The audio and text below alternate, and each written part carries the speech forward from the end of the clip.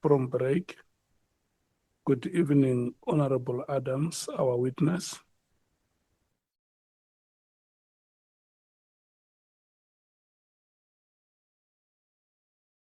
Under oath. Chair, sorry, exigence. The honorable member can't wear a cap inside the house. Yeah, we're still coming to that. No, you're already questioning him with the cap inside the house. Well, that's where we should have started. Yes. I'm under the impression that I'm not an honorable member when I sit here, Chair. I'm but a witness. Honorable Adams, you are still under oath, isn't it? If I'm instructed by the benevolent Chair to remove the hat, I will do so. Yeah, listen to me. You are still under oath, isn't it? Yes, Chairperson, I am. And you are appearing before us as a witness, isn't it? Yes, Chairperson, I am. And that does not take away the fact that you have been sworn in as a member of this National Assembly on the 14th of June, 2024, isn't it?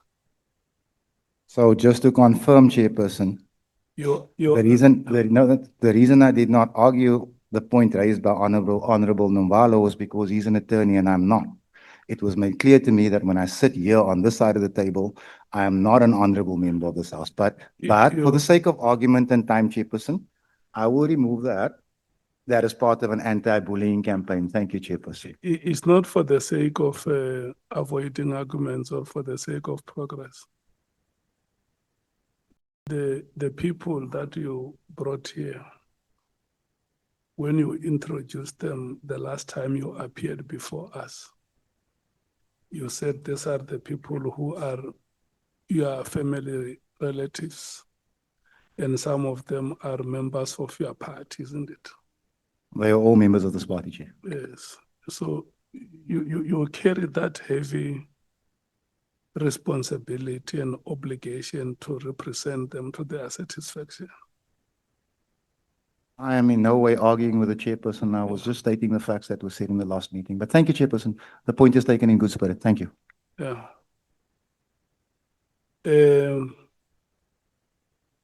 Honorable members, Honorable Adams, our witness is here. And let me also greet the South Africans who have accompanied you here, who at all times give you their unconditional support. We want to thank you so much for your presence. Can I check honorable members who want to ask Honorable Adams questions?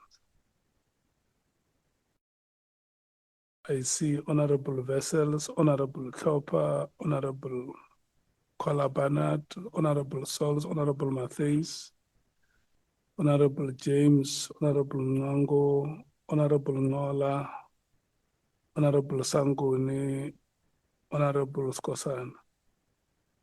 Your hand is not up, Honorable Sokanyila.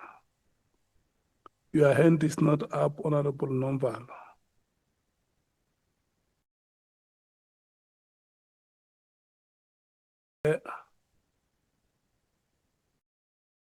I'm giving my time to Honorable. Yeah, you have to raise your hand so that we recognize you and allocate your time. Okay. And then when we have allocated you, you can give it to Honorable Skosana. So because if you don't raise the hand, you are going to forfeit. No problem. My Okay. hand is up. Can I check? Can I check, honorable members from the ANC? How many minutes do you need? 2 minutes. 2. Okay, together 30 minutes, Chair. You need 30 minutes combined. Yes, sir. Okay. Honorable members from the MKP.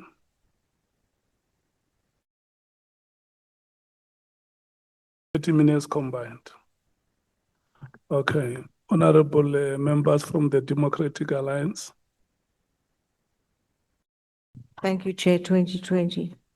You need 2020. You mean 40 minutes combined. Okay, honorable vessels,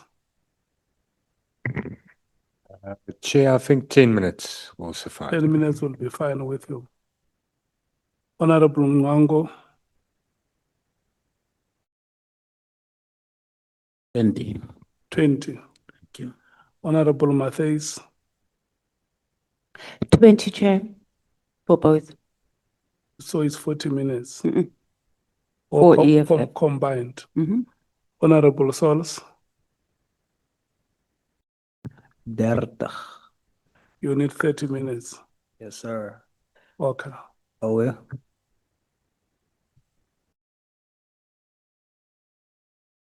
Yeah, it's now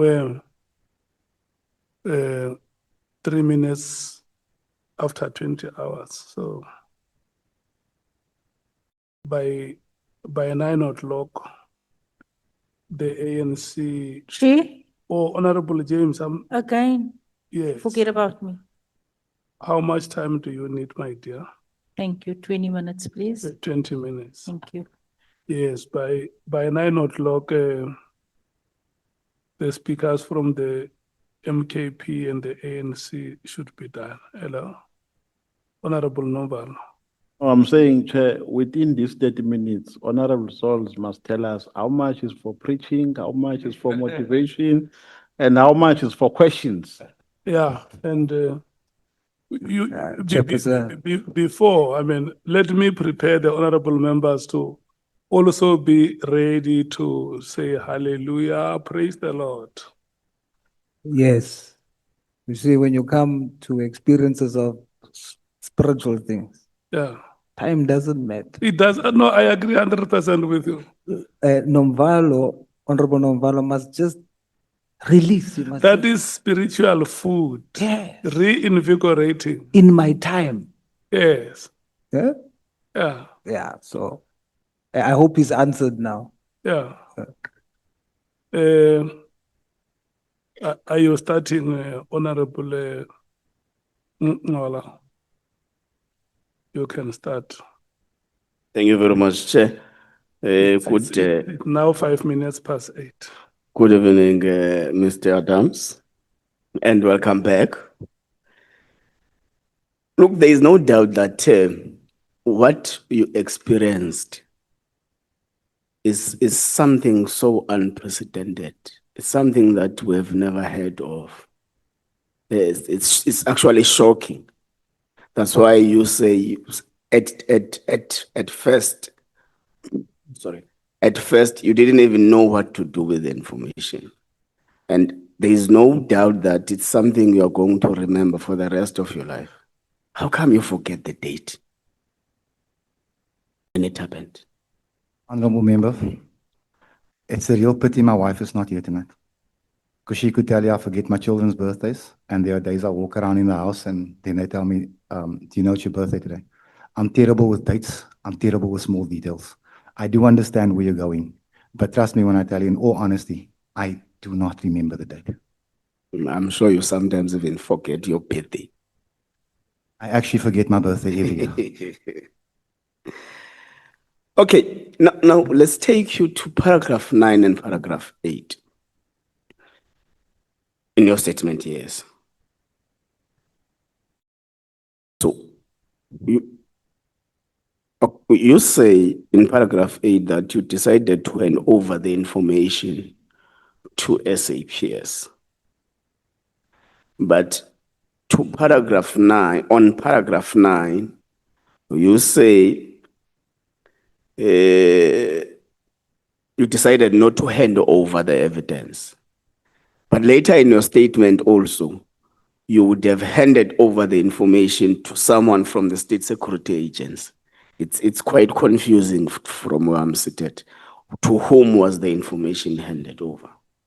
Chief, initially, when I walked to the police station, I walked from Parliament, I thought to myself, I'm not going to hand these documents to the constable or the sergeant or whoever's going to take the case. Because one of it is marked top secret. Thinking to myself, I'm going to give it to the investigating officer when he contacts me, so we can shorten the line of people that know what's in this docket. But then, when I was tipped off to the fact that my dockets had gone missing, I decided I wasn't going to give it to SAPS. I was going to, well, not right then, but when the IG contacted me, when the IGI contacted me, I decided this is where my information is going to go. And I must tell you, in all honesty, it wasn't because I thought or knew that this was the right place to leave the documents. It was just, I literally wanted these documents off my hands, but I didn't want to give it to just anybody, if you follow me. Okay. Now, you get this information and you rightfully say that you got confused to an extent you did not know how to handle this information. And with a possibility that this information may also be fraudulent. So when did you decide that it's an authentic report? I didn't. Remember, I handed it to the IGI for further investigation because I had this feeling in the back of my mind, man, that somebody wants me to run to the newspapers with this. And I'm thinking to myself, but what if it's fraudulent? What if it ends up with egg all over my face? For this reason, I kept it quiet at the time. So you have got your friend Lincoln. Is it Lincoln? Your friend? Andre Lincoln, Major General Andre Yeah. Lincoln. Was he working in the Western Cape or the Cape Town Central Police Station? I actually would not be able to tell you. What I can confirm is he was the first head of the AGU. He was a very bitter man because they had been promised the type of resources allocated to the PKTT, and then the plug was pulled. So he was very bitter towards the SAPS. So how does he get to know when, by who, and how were your dockets collected from the police station? I would have no clue, sir. And you did not ask? I did ask. Okay, let's go to the IGI. The IGI calls you and asks you about your cases. Does he tell you how he knows that you have opened the cases? No, sir, he does not disclose that. It doesn't tell you. Are you people generally who called each other even before the incident? If you had to ask me the day before who the IGI was, I wouldn't be able to tell you. We've never called each other before. Okay. Did you know the information contained in the reports you received from the door? I actually wouldn't be able to answer that. But what he did say to me is, I have an interest in the cases that you've laid. My office, rather, that I think I'm quoting him. And that was it for me. So it did not strike you that at least you must be aware whether did the IGI get your contacts? How did he get your contacts? Because in the usual course of events, he would say, I am Xola Ngola, the Inspector General of Intelligence. I got your number from Khosela Sangoni. I'm calling you in respect of this. I got a briefing from so-and-so that you would have found yourself in this situation. I would love to encourage you, my brother, to think a little bit more of our intelligence services. They have their ways and means of extracting information, like telephones, like emails. The IGI found my number. Maybe if, like Honorable Malema is insisting he gets an opportunity to sit here in this chair, he can tell us how. I'd actually also like to know. I don't know how he got my number. And you know what the funny thing is that I don't think I was using the state-sanctioned WhatsApp at the time. I wasn't using the phone that was given to us. So that's actually quite an interesting question. You're not using the Parliament one? No, I don't use that for WhatsApp because I'm told that those things are hackable. Do you know why the IGI was suspended by the president? No, maybe the president will tell us. You are not aware? I'm not aware of why he was suspended. Now, you receive a call from a lieutenant colonel checking you about your cases and wanting to meet you. So you say you successfully avoided meeting him because you were suspicious. So maybe you can, because in the paragraph you don't specify why were you suspicious of this police officer. And you say you were later vindicated. How were you vindicated? So I've laid charges. The dockets are collected. We've now established that it was in a safe somewhere. So there was no intention from the SAPS to investigate. So now a lieutenant colonel calls me telling me he's going to investigate. Now, Why I felt vindicated is because according to the SAP's structure, a lieutenant colonel does not investigate a general. So even if this guy was a genuine lieutenant colonel, he didn't have the authority to conduct an investigation. And for this reason, whenever he called me, I just palmed him off politely. No, man, I'm in Joburg. I'm sorry, I'm stuck in committee all week. I just gave him, because he called a few times, I just gave him an excuse every time until he went away. Okay. I've never seen a grabber. At what times does a grabber become redundant? What did you actually mean? You know, technology is a very funny thing. It evolves consistently. Yeah. Like an iPhone 6 is no longer in use because it's obsolete.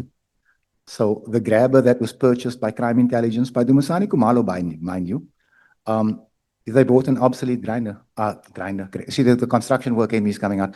Obsolete grabber. They bought a 4G grabber in the 5G era. But I have a suspicion that they knowingly bought that 4G grabber. I have a suspicion that they never intended to buy something at work. Because if you look at what the rumors are that the price was so inflated, I think they just bought a grabber for the sake of buying a grabber so they could loosen some money. That is what my suspicion is, but it's not something I can confirm. Like General Mkwanazi would say, I thought to myself. Do you know which year was this grabber? I actually do have the data written. It's either in my office or at home, but I do, and I can supply it to the. Not just the year. You said you are not good with dates. I'm terrible with dates. Terrible. Was it not 2017? I don't want to lie. It could be, but like I said. Was the evidence that we have here is that there was an attempt to buy a grabber by crime intelligence in 2017, but the grabber finally was not bought. You know, there are a lot of issues here, they say. You know, Honorable Nolak, because I'm speaking under oath, I don't want to feed you the wrong information. So if I do have the chairperson's email, I can mail him the date first thing in the morning. Yes, please, okay. Please do. Chair, no further questions. Thank you.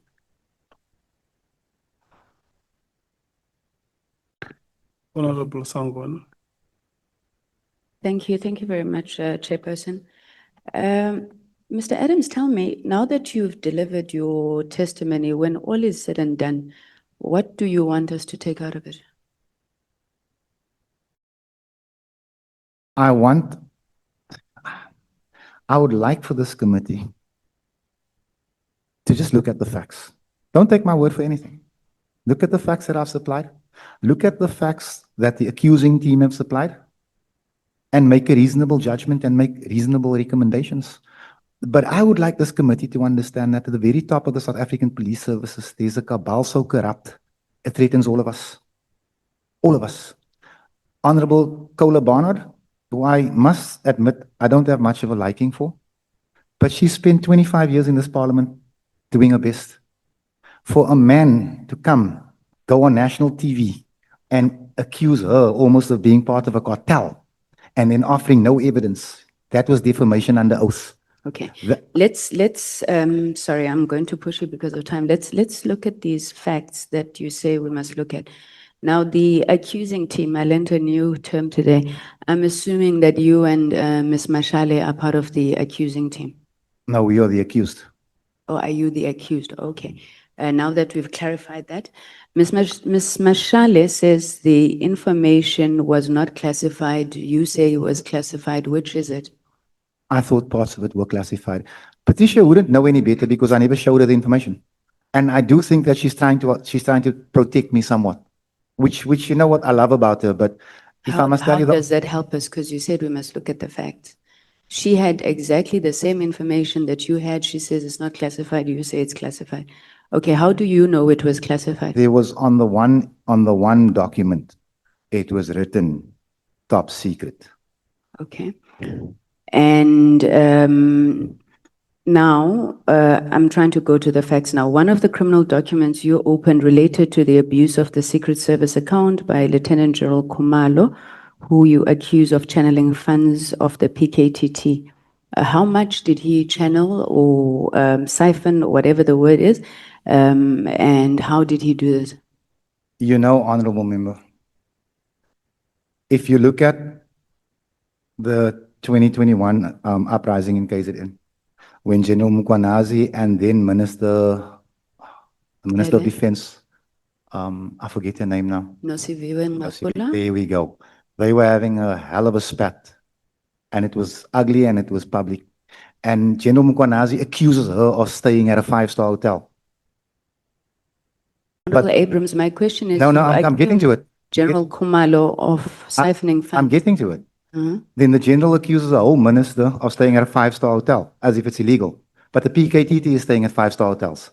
And I'm telling you that this is one of the ways where they're siphoning money. So if you're asking me for a total, I'm not an accountant, I'm not a forensic examiner, I'm not even an investigator. I'm asking this committee to look at it. I'm asking the committee to summons the ledgers. Okay, you of can the- assist us with evidence that they were staying against government regulations, I'm assuming you mean. Yes, Okay. Then you say the PKTT is a private service of former Minister Ele. Can you substantiate why you made that allegation? 100%. So earlier I heard testimony, it was the Raptor's testimony that the PKTT did not do the raid on Vusikat Matlala's house. The leader of that raid was in actual fact Lieutenant Colonel Kumalo from the PKTT. So I believe, and I believe that investigation will prove, that the PKTT is being used by former Minister Tsile No, to no, bully no. people. Mr. Adams, you've opened dockets, right? So I want to know, when you're making these allegations, what evidence are you relying on? I never opened a docket saying that the PKTT is being used I never opened that docket. Part of the dockets which accompanied Lieutenant General Mkwanazi's affidavit, where he lists each and every single docket that you put there. So because General Mkwanazi says that it's a fact. Okay, what did you then in your docket indicate? Just show me the Please page give- number, please, ma'am. I'm not sure if you have Lieutenant General Mkwanazi's I do. affidavit. I do. Okay, I will tell you the page number now as soon as I find it. Somewhere. Brought quite a bit of paper with me. Just give me Mkwanazi's document. If you look at page 3 of 8, it's the complaint. Okay, I don't have the pagination now. I can share it with you. But he says Orlando case number, and then he writes it out. There you spoke about Major General Dondo failing a polygraph. The next one, you accused General Kumalo of the Secret Service account. The next one, you said General Kumalo was involved in a cover-up of Valeria. And then you then said General Kumalo and Major General Lushaba are utilizing funds to purchase vehicles. Now, do you have any evidence to base any of these allegations? I don't want to delve into the merits of the case, but all the evidence that I had pertaining to those dockets were Do handed you to the have IG. evidence? I handed it all to the IG. All of it. So you said that, and I'm quoting here, that in a civilized country, if I could find it, in a civilized country, if Lieutenant General Mkwanazi did what he did, going around and speaking on things without evidence, it would have been dismissed or something to that effect. Why must we take you differently from Lieutenant General Mkwanazi? Because you come here and then you just say. Don't this take me differently. Take the judge who signed off on the arrest warrants differently. Because Kumalo is in court. Madondo is in court. So you claim to have evidence of all of this? I gave the evidence to the IG. I don't know how the IDAC got it, but what I can tell you is everybody in this room knows that General Kumalo was arrested. Okay. On paragraph 25, you said General Mkwanazi would have been dismissed. Oh, sorry. On paragraph 45, you say no one disagreed with the disbandment of the PKTT, and here you're referring to the Police Portfolio Committee. No one disagreed with the disbandment of the PKTT until a reason was needed to attempt to complete the capture of SAPS. What do you mean by that? Exactly what I say, ma'am. I was in the Police Portfolio Committee. Honorable Skosana was in that committee. Honorable James was in that committee. Honorable Kola Barnard was in that committee. And the disbandment of the PKTT was read to us as a fact. General Kumalo brought the presentation. There was not one word mentioned against it by anyone, including Mkwanazi, until they needed a reason to call a press conference. Now, please understand, When General Kumalo says that we've had one politically motivated killing in KZN this year, and therefore he essentially says the PKTT has come to the end of its life, I accept it as a fact. Mkwanazi, on the other hand, feels different. So are you saying that the portfolio committee, as well as these generals, then got a reason to complete the capture of SAPS? I'm confused. Not the portfolio committee. Okay. What was the reason for the 6th of July press conference? It was according to General Mkwanazi himself, because the National Commissioner was at the gates of prison. It was to defeat the ends of justice, if he was telling the truth. This is what I'm saying. It's about the capture of the SAPS. It had nothing to do with the PKTT. The PKTT had been agreed upon in portfolio in front of all of us that it was So no you longer think necessary. Minister Mkhunu was correct to disband the PKTT? I think that the minister may have overreached. I think he should have discussed it with the IMC, which I didn't think at the time. But I'm willing to concede that because I was in full support of the minister. However, there was no disagreement on the disbandment of the PKTT. Okay. Do you know Mr. Cedric Ngabinde I've met him. before or after you wrote to the minister? I walked into Mr. Nkabende in the road outside here. Must have been a few weeks after. So you didn't know him before the I email? never met the man before. Okay, now on your annexures, and I do apologize, I don't have them in front of me now. Where you emailed the minister, where did you get the minister's email from? Email address? If I don't want to lie, I'm almost sure that I got 3 emails from General Lincoln, and then he called me and told me the first one doesn't work. I think it was 3, but I think I sent it to 2 emails, I think. Okay, so you emailed minister at 8:21, and then 4 minutes later you emailed Ngabinde. So what happened in those 2 minutes? Who did you talk to? No. Nothing happened in between those few minutes. I got the email addresses from General Lincoln in the evening. And the morning he called me and said to me, that first email doesn't work. And then I sent to the other 2. Okay, now why did you go to IDEC and not IPID again? IPID is toothless and useless. How many cases have they refused to investigate? How many recommendations have they not made? Why was this within the mandate of IDEC, according to you? I didn't know if it was in the mandate of the IDEC. I'm testing anyone and everyone. And if IDEC didn't get back to me, I'd have mailed the FBI if I needed to, but we needed action on this thing. But you chose not to go to IPID? No. Okay. So General Lincoln informed you that dockets were missing in the Western Cape. Who notified you in Gauteng? General Lincoln again. Oh, he also has access to Gauteng. That man was a legend in the service. What exactly did he do? People respect Mr. General Lincoln for being who he was, for risking his life to fight for those of us sitting here today. So what was his role that he could access such information? I have no clue. Very convenient though, Mr. Adams. Why is it convenient now? No, because General Lincoln is not here to give us this information. I right? don't know if this is going to come as a surprise to you, but all of us will die. All of us. So tell me, you said, okay, 2 days or 3 days after you messaged the minister, you contacted IDEC. Who did you contact at IDEC and how did you get this person? I was given the number by General Lincoln. He did not give me a name. He just gave me a number. It was a female. I did not ask for a name. I said that I need someone to contact me. I'm a member of parliament. This is my number. Okay, you had very scathing remarks to say about General Mkwanazi and the 21 July unrest. You said he took leave. How long was this leave? I don't know how long paternity leave is. I've never taken paternity leave. Where I'm from, when your baby is born, you leave work, you go and check if the child has 10 fingers, 10 toes, you make sure it's got the family nose, and you go back to work. That's what I'm understood. That's how I understand it to happen. Are you from KZN with I'm a from wife Cape from Flats. the Eastern Cape? I'm from the Cape Flats, ma'am. Okay, let me finish my question if you don't mind. Yes. General Mkwanazi testified that his wife gave birth in KwaZulu-Natal. She is from the Eastern Cape. He drove through the night, took her home. Where we come from, that's what you do. Now he went back to work, having checked the nose the following day.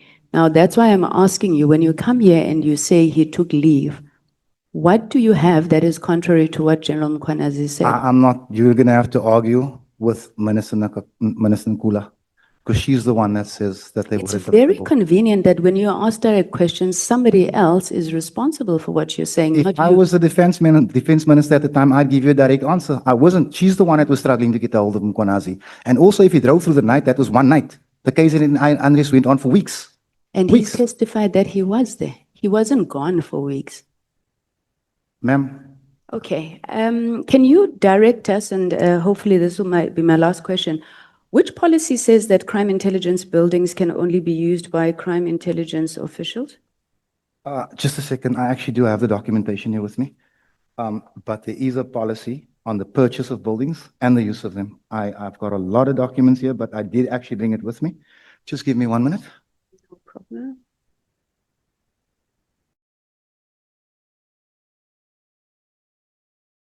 One second, Chairperson. Excuse me. I know I'm using your time, Honorable Member.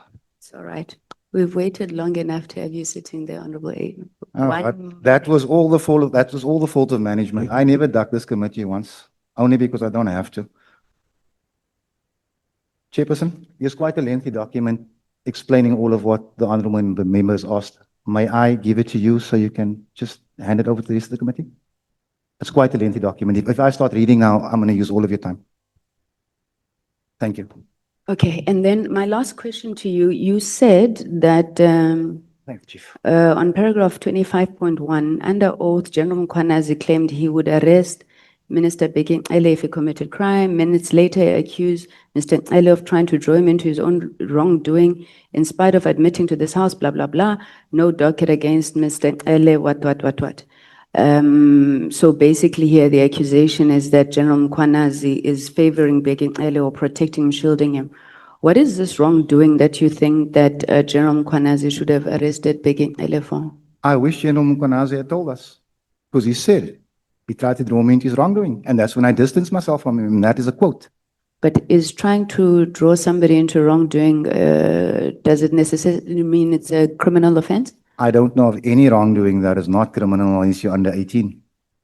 Well, I don't know, because General Mkhwanazi apologized for having implicated Mr. Cele in getting money somewhere.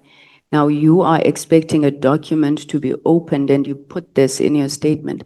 Document for what? Because that would be a crime that you're alleging. If I am the Provincial Commissioner of KZN and I'm accusing the minister, a whole minister of wrongdoing, it will be in a written grievance or case number. Or it could be a boys' trip, like he was telling us that they took boys' trips. Would that not be wrongdoing? Maybe then- How do you come to the conclusion? Maybe then the general It should be a clarify. crime. Maybe then the general should clarify that. Okay, thank you very much, Chair. I'm done. Thank you, Honorable Thank you, Adams. Honourable Member. Yali. Oh, thank you, Chair. Chairperson, Honourable Nwala said he wasn't going to do it. Yeah, no, I will only ask 4 questions. Tell General Mkhwanazi I say hello. Let's go to paragraph 14 of your statement. Paragraph 14, 14. yeah. Yes, Chief. You are saying it is deeply frustrating because if the committee had been allowed to do its job, many of these issues could have been resolved. Which committee are we talking about? The Police Portfolio Committee, Honourable Member. So it has not been allowed to do its job. I was blocked. I have tried to get truth out of these generals, and there was no assistance from the management of the committee. You tried to do what? I tried to get answers out of these people, out of General Masimola in particular, and it just wasn't allowed. Answers about what? The hotels, the cell phone grabbers, the security. So that is clearances. after you opened the case, right? Yes, Chief. So was it necessary for them to give answers to you whilst you have opened the case? Because No. Chief, the matters you were asking about were under investigation. I think you have a fair point on the hotels, but then that didn't happen when I requested the security clearances of certain generals. When I spoke about the 100 million rand Mandrax bust, that was never reported, that no longer exists. Those were the questions I was coming at. You know, initially I was under the impression that you were not aware that the documents that you claim to have found under your door were classified. I thought you were not aware. But you've just said when you were answering Honorable Ngola, they were written top secret. One, One. only one. So why did you not take them to Parliament, It was marked top secret. to the committee? No, it was marked top secret. So when you took them to the police station, were you opening a case or you were submitting them? No, I did not submit them. What were you doing? I opened the case. I was waiting for the investigating officer to contact me. Then I ran it over. Let's go to paragraph 45. We are talking about a transgression which was endorsed by the National Commissioner. Just hold a second, Chief, when I'm struggling with my arm, please. And we are saying this transgression, we are calling it a transgression because we are saying it is against SAPS protocol, It is the media briefing. Act 56 of, I think it's 56 of the SAPS What media does- policy. What does it say? It says that you're not allowed to threaten journalists, and also you're not allowed to make claims that you cannot substantiate. So which claims were made? Which That were there not? are political, that there are members of parliament shielding cartels, I beg your pardon? that there are members of parliament that are shielding cartels. It was said, So has that not been substantiated? no. It What- has not been substantiated because Mkwanazi says so doesn't make it a fact. No, I think you must say you don't agree with what. No, he's it has saying. not been Don't- substantiated, Chief. Don't say it has not been substantiated. My leader, just because you agree with it, does not mean it's substantiated. No evidence was brought before. Just because you disagree with him doesn't mean it has not been substantiated. So we can agree to disagree. Okay. You are saying on paragraph 32.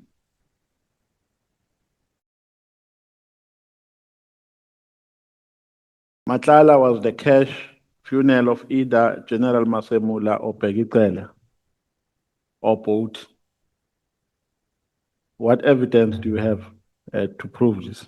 You know, Vusikat Maklala has essentially put himself in jail by admitting that he's given Bheki Cele a cash gratification. And then with regards, So, can- to Masemula? I don't believe you can separate Masimula and Bheki Cele. Because if you look at the logical points of it, like Honorable James said earlier, if you connect the dots, excuse me. Vusikat Matlala received this tender. The National Commissioner has admitted that he was aware of the process, but he didn't stop it. Of which process? That Vusikat Matlala was about to receive the tender. He's admitted it. No, but I'm asking evidence here because I- we are making. Chief, I'm connecting the dots for you. Why is it okay that Sentimule can connect dots, but Fadiel those doesn't stop? dots are invisible. No, Chief. No, I Chief. don't see any dots here. No, Chief. They are Why? only seen by you. Which dots are you talking about? Chairperson, Yeah, I'm hold on, asking I'm for speaking to the evidence. chairperson. May I speak to the chairperson? Chairperson, I'm going to ask that I be treated as every witness before me. The witness before me was allowed to connect the dots. I was sitting right there. The person who brought us here said, in my thoughts, in my No, opinion. but- Now I'm connecting the dots for this honorable member and I'm asking that you allow me to do it. No, please. but dots can't be imaginary. What? I'm dot? talking Am I about- imagining the fact No, that no, Vusikat I'm Matlala received a talking about 360 million rand evidence. tender? Which Am I evidence? imagining that? Which am evidence? I imagining that he got 50 million rand out of the SAPs? Which Am I evidence? imagining this? No. Am I imagining the fact that Masimola is the accounting officer for the SAPs? Yeah, calm down, then I'll ask. So you got the dots. I'll calm down now. Calm Thank you. down, then I'll ask you questions. I'm asking you about evidence. Which evidence do you have which suggests that Masemula benefited answer you this way. unduly from Mr. Let Matlala? me answer you this way. If Masimola does not receive a gratification, why doesn't he stop this madness? Why doesn't he? Why doesn't he stop this madness? Why doesn't he stop the tender or the payments? Why does he allow it to flow? No, I'm not saying you must guess here and ask I'm me asking you a questions. question, Chief. I'm not saying, guessing. do you have evidence? I've just given you the evidence. But do you have evidence? Okay, I'll tell you what, Chief. Let me concede the fact that I wasn't an eyewitness. But then let me ask this portfolio So to you don't investigate. have, except Can I these dots, finish? except these dots that Honorable you are talking Navalo, about. can I finish? Can the witness talk? The person, you can pass the mic to Honorable Skosana. Thank you. Only-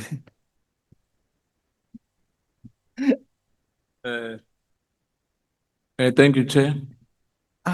Good afternoon, Mr. Adams. Good evening to you, Honorable Leader.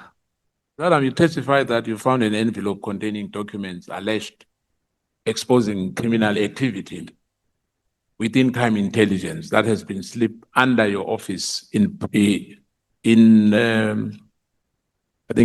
not sure whether there's a carpet there.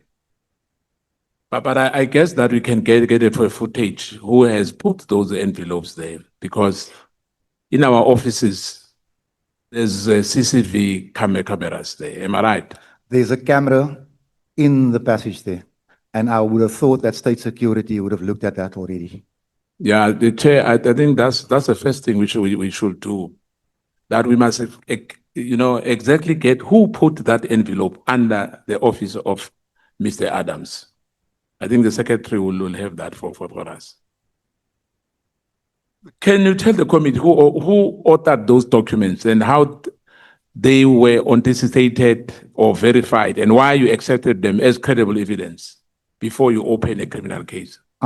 Honorable Skosana, for the sake of time, I'm just going to refer to my previous testimony that I had no idea if these things were credible or authentic. I don't know who put it together. That is why I decided to hand it over to the right investigating body. Yeah, but before you do that, you look at them, am I right? I did. Now, before you open a case, I mean, you can't just take a document because somebody said Honorable Nombal and Honorable Skosana have shot someone outside there, then you go to the police, am I right? Yes, you can. You'll apply your mind. Yes, you can. It's up to the NPA to decide it is a case. That's why you open the docket. Now, I'll walk you through the process if you want me to. No, I understand that. I understand then very well. But then, honorable member, don't tell me I can't do it. No, I'm not saying you can't do it. I'm saying that if people brings envelopes in your office every day, are you going to open cases every day? Yes, all day. Okay. You indicated that you did not initially hand over the documents when opening the cases because you feared the information was classified. Why were you fearing the information was classified? There was one document that was written top secret and it looked official. Well, was it outside the envelope? No, it was inside the envelope. So you opened the envelope? Yes, I opened it. I had to read it. I mean, how else am I going to know what's in there? Yeah. Now, hence I'm asking you, you said you feared, you were afraid of looking at this document. Am I right? It's in your statement anyway. Honorable Skosana, I am from Lavendale 7945. We are afraid of nothing. Yeah, I opened the thing and I feared that it might be false. You feared that it might be false. Now, can you explain where those documents were stored and who had access to them, and whether there were verifiable chain of custody existed for the committee to assess their integrity?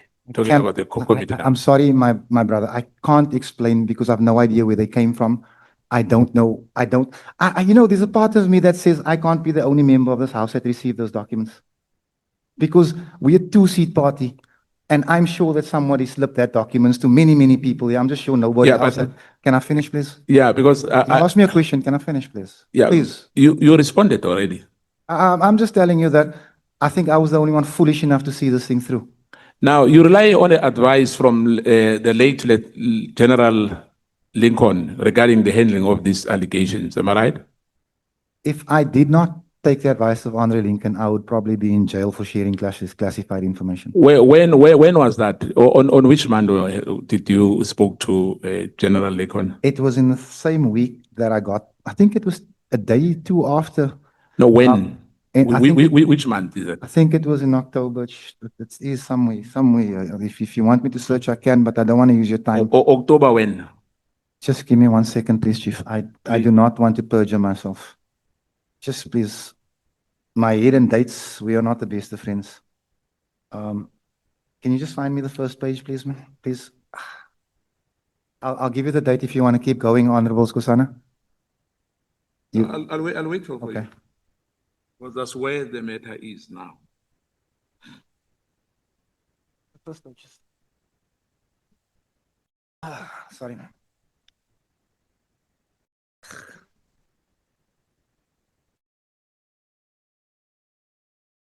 Don't you have my statement as well?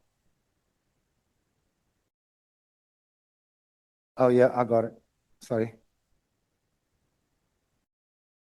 Sorry, I gave her the wrong documentation. It was in the last week of October Which year? in 2024, sir. 2024, am I Yeah. right? Now, and when did you open the case? The case numbers will give me the dates. I can share that with you. Have you got the case numbers there? Thank you.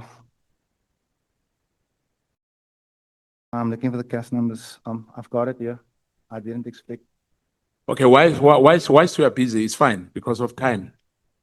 Did General Lincoln personally review the documents you received, and did he provided any written advice or corroborating evidence that supports the seriousness of these allegations? I told General Lincoln what the documents were about, and he asked me if there was top secret in any of them, and I said yes, and he said, then don't show it to me. You'll get into trouble for that. But you're in trouble already because you look at them as well.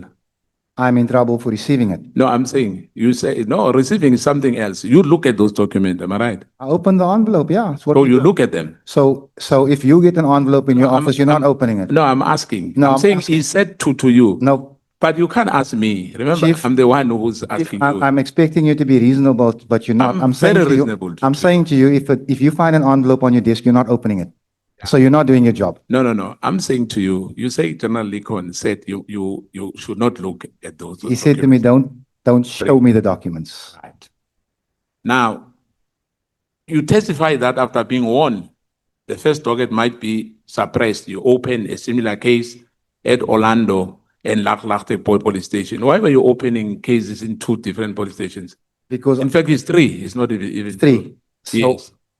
so what happens is what happens is that when my dockets are collected here at Grand Central, I decide to make it hard for someone.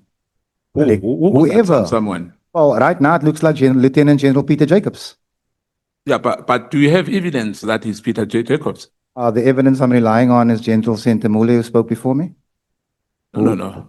I'm asking you that. do you Nowhere have- in my remember when you open a case, you can't say the evidence is me. Chief, nowhere in my statement do I allege that General Peter Jacobs collected my documents. I say my documents were collected. Yeah, but So- my question is, did you have evidence on what you are alleging? I'm asking you why you open. You went to 3 police stations. And if you'll allow And let me just finish by saying to you, perhaps you can clarify these 3 dockets, whether were identical and whether you inform investigators in Gauteng that the duplicate cases has already been opened in the Western Cape. the documents were not identical. The reason I went to different police stations was just in case somebody was collecting my dockets again, I'd make it harder for them. And none of them were duplications. And no, I did not tell the police in Gauteng that the dockets were collected in Cape Town. I felt it was none of their business.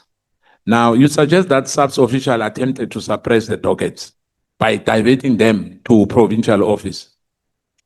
What documentary proof or official records do you have that shows the removal of those dockets was procedural or irregular or part of a deliberate cover-up? I am not an investigator. A man who I trust with my children's lives told me my documents were collected. That was good enough for me.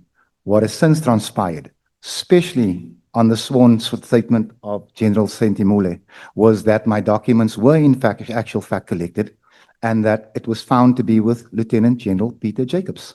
Now, I am not saying she's right. I'm saying this is her testimony. Yeah, but now I need your testimony now, Honorable Adams. You testify that you met Inspector General of Intelligence and handed the information to Advocate Governor, am I right? Yes, sir. So you had copies of this document. You opened cases, then you went again to the Inspector General. If you listened to my statement now the other night, I did not hand any information to the police. The copy that I had, I gave it to the IG. So when you open the case, you just open cases in those. I just gave a statement, a sketch of what Yeah. was of what had happened, and that I wanted further investigation. But because you were afraid of something, what were you afraid of? A few things: my life, the documents disappearing, the suppression of the case, further cover-ups. I can go Yeah, on. but why then do you open a case if you are afraid of targets to go missing? What are my options, Honorable Skosana? No, I'm asking The only you. place I can open where I can get a case number and have something investigated is with the SAPS. I can't have it done from Parliament. Yeah. I can't have it done from the hospital. I can't have it done from the civic. True, I Everybody- understand that. Can I finish? Yeah, I understand that. Everybody's asking this question, but nobody's telling me you should have done that. No, I'm saying to you, remember, you don't trust the police, am I right? Not at all. But you still went to the police station to open cases in the police station, am I right? I know people that don't like the day hospital, but they have to go and get their tablets there. I don't trust the police, but I needed a case number. Yeah, now, Am I right? or you only needed a case number, not the matter to be investigated. I wanted the thing on record. Yeah, that's what I want. That's what I'm saying. Chief, my statement requires further investigation. Yeah. So, Now- so what I'm asking for is further investigation, as long as I'm in possession of a case number. So if they hijack, I can move against it. Now, you made an allegation against General Kumalo that his testimony relied on the material generated by, what do you call it? AI. ChatGPT. Yeah. Do you have evidence of that? If you read his testimony and read what AI gives you, it's virtually identical. But I'm glad you bring up General Kumalo, Chairperson, because I would like to retract my retraction now the other night. General Kumalo was in actual fact the head of crime intelligence KZN at the time of the KZN uprisings, Honorable Skosana. No, I understand. No, that. no, no. Can I But finish? I'm asking about No, no, the just because evidence. you just triggered something. You asked me to retract. I retracted. I retracted wrongly. He was the head of intelligence KZN. Yes. He was the reason for the failure of intelligence that led to the deaths of 300 people. But back to the point again. Sorry, can you, I beg your pardon? You said for the failure of? He was the reason intelligence failed KZN with the 2021 uprisings. Do you have evidence of that? The Human Rights Commission will tell you. I've got the report here if you want it. Yeah, no. Brilliant. I'll give it to you right now. No, listen to me. We all knows the report from all our state institutions, whether it's Human Rights Commission, but I'm saying, you are saying to us today that the person who's responsible for the upheavals of the July 2021 is General Kumalo. Chief, that's not me saying it's the Human Rights Commission making a finding. I'm asking you now, because I'm talking to you. Human Rights Commission will call them at the right time if we Honorable need to. Skosana can I'm just asking you. Honorable To say, Skosana, are you saying? let me help you. You're Yes. asking me for evidence. I'm saying here's the Human Rights Commission report. That's So- evidence. So that is it's evidence. entirely on John. That is evidence admissible in court. You don't need to like it, but that is a fact. No, I'm not saying I don't like it. I'm just asking you to say, are you saying today that because the Human Rights Commission says that in one of, not necessarily in one of the, you are saying it's General Kumalo who's responsible for July 21 unrest. I'm Am I not right? saying he's responsible for the unrest. I'm saying he's responsible for the failure of intelligence. The failure of the intelligence. Yes. And General Mkwanazi, you said because he was on leave. Man goes on leave while his province is burning, so there's nothing I can do about that. No, I'm saying we are blaming him as well for him to be on leave. I'm telling you the man went on leave, sir. I'm telling you that any man who would have stood by the hospital window and watched his province burn should have been fired. So I'm asking you, it's not about sentiments here. I'm asking you a simple question. Are you saying it was wrong for General Mkwanazi to be on leave because they are banning Spar supermarket or they are banning a stadium or whatever? Because 150,000 people lost their jobs and 300 people lost their lives. He shouldn't have been on leave. Let me say to you, if he was in, those people would have been alive today. We could have saved lives. I'm asking you. We now. could have saved lives. Yeah. The troops work best when the general is let me there. ask you, Mr. Adams. I'm not saying that 300 people wouldn't have died. I'm saying we could have saved 1 life, 10 lives, 15 lives. Who knows? Yeah, but remember, those culprits, if I may ask you, are those culprits being arrested as we speak here? You know, this is something that I feel very passionately about because the 300 people killed during the KZN riots, those were politically motivated deaths. And the PKTT is not investigating that. No. So you are asking the No, wrong no. person if the culprits are being arrested. No. Some others is not politically, as you say. It was thugs. Thugs who killed, I don't know if you want to mention their name because you know them in a particular suburb. On, They've Honorable, maimed people going, passing the door, innocent people. You know that. Honorable Skosana, the Human Rights Commission says it was politically motivated, and I take their word over yours. Are we okay No, with no, that? but let me tell you, Are we okay the with- fountain of wisdom is not only human rights commission in this country. We have many institutions here. We've got parliament as well. Chief, We need to probe that. We can't say because human rights commission said so, then we are closing our eyes. I will welcome you, Chief, if you start probing it, but that's what I have before me right now. That is a finding, that is accepted, and that's what I'm going with. Yeah, now, you criticize the SAP's leadership for failing to name cartels operating in South Africa. Can you provide the committee with an independent intelligence report, case files, or investigating finding confirming the existence of such cartels that SAP's allegedly ignored? Can I answer you like this? At the press conference, the cartels was the headline. At the ad hoc committee, there was no information on the cartels. You can't ask me. Why are you saying it was Can I finish? headlines? Can I finish? Yeah, but don't, Can I qualify my answer? Yeah, okay. Honorable Skosana, this can't work, my brother, man. Please, if yeah, you but ask me a don't question- mislead us, please, because when you say headlines on the July 16 about cartels, The most striking part of that July 6th press conference was the cartels. yeah, but that's for you. For me, it was not, and for other people, it's not. Let me retract. Cartels. Let me retract. Yeah. But at the July 6th press conference, it was about cartels and the existence of cartels and the politicians protecting cartels. And at the ad hoc committee, it was no, we've got no evidence of this. Yeah, Then they name a thug. Vusikat Matlala is a thug as a cartel boss. No, But they've yeah. got no proof of that either. Yeah, So, but- so you, Honorable Skosana, Yeah, you but- cannot ask me for the evidence of cartels if the head of intelligence can't provide you evidence of cartels. Yeah. He's the one sitting with a R1 billion budget, not yeah, me. Yeah, but listen to me, Mr. Adams. If you have evidence is not information. Information is not evidence. We are giving me information. That's not evidence. There's a huge difference between evidence and you said there's facts. And I'm saying to you, isn't correct for you that you have facts. Any- It's facts for yourself. You cannot be facts for all Any- of us. We must still probe that. Any Do you agree? Any investigation starts with information. Yeah, and then now What are I'm you doing? saying, are you saying to us you've got evidence? Of cartels? Yes? No, I'm not the head of intelligence. Ask Dumasani Kumar. No. Because remember, it's you. You said that to me. You've got evidence. Most of your things, like you said. When did I say this to you, leadership? No, that documents which they put under your carpet, you regard it as evidence. And I'm saying it's not evidence. I regarded that as information, therefore I laid a charge. Yes. I'm So struggling with it's you here. not I'm struggling with evidence. you here. But we agree that is not evidence. What is not evidence, sir? Those documents you have. A judge finds that there's prima facie evidence. I'm saying to you, I'm saying to you, we are saying the judge, I'm saying to you, is that the evidence? Because the matter is still under investigation. There's no judgment on that. So you understand how prima facie evidence works? I understand, yes. Well, that's what a judge found. So the So- judge found enough prima facie evidence to authorize the arrest of a whole general, knowing what the implications are if it's false. No, Can you let that sink in? no. Let me ask you this way, Mr. Adams.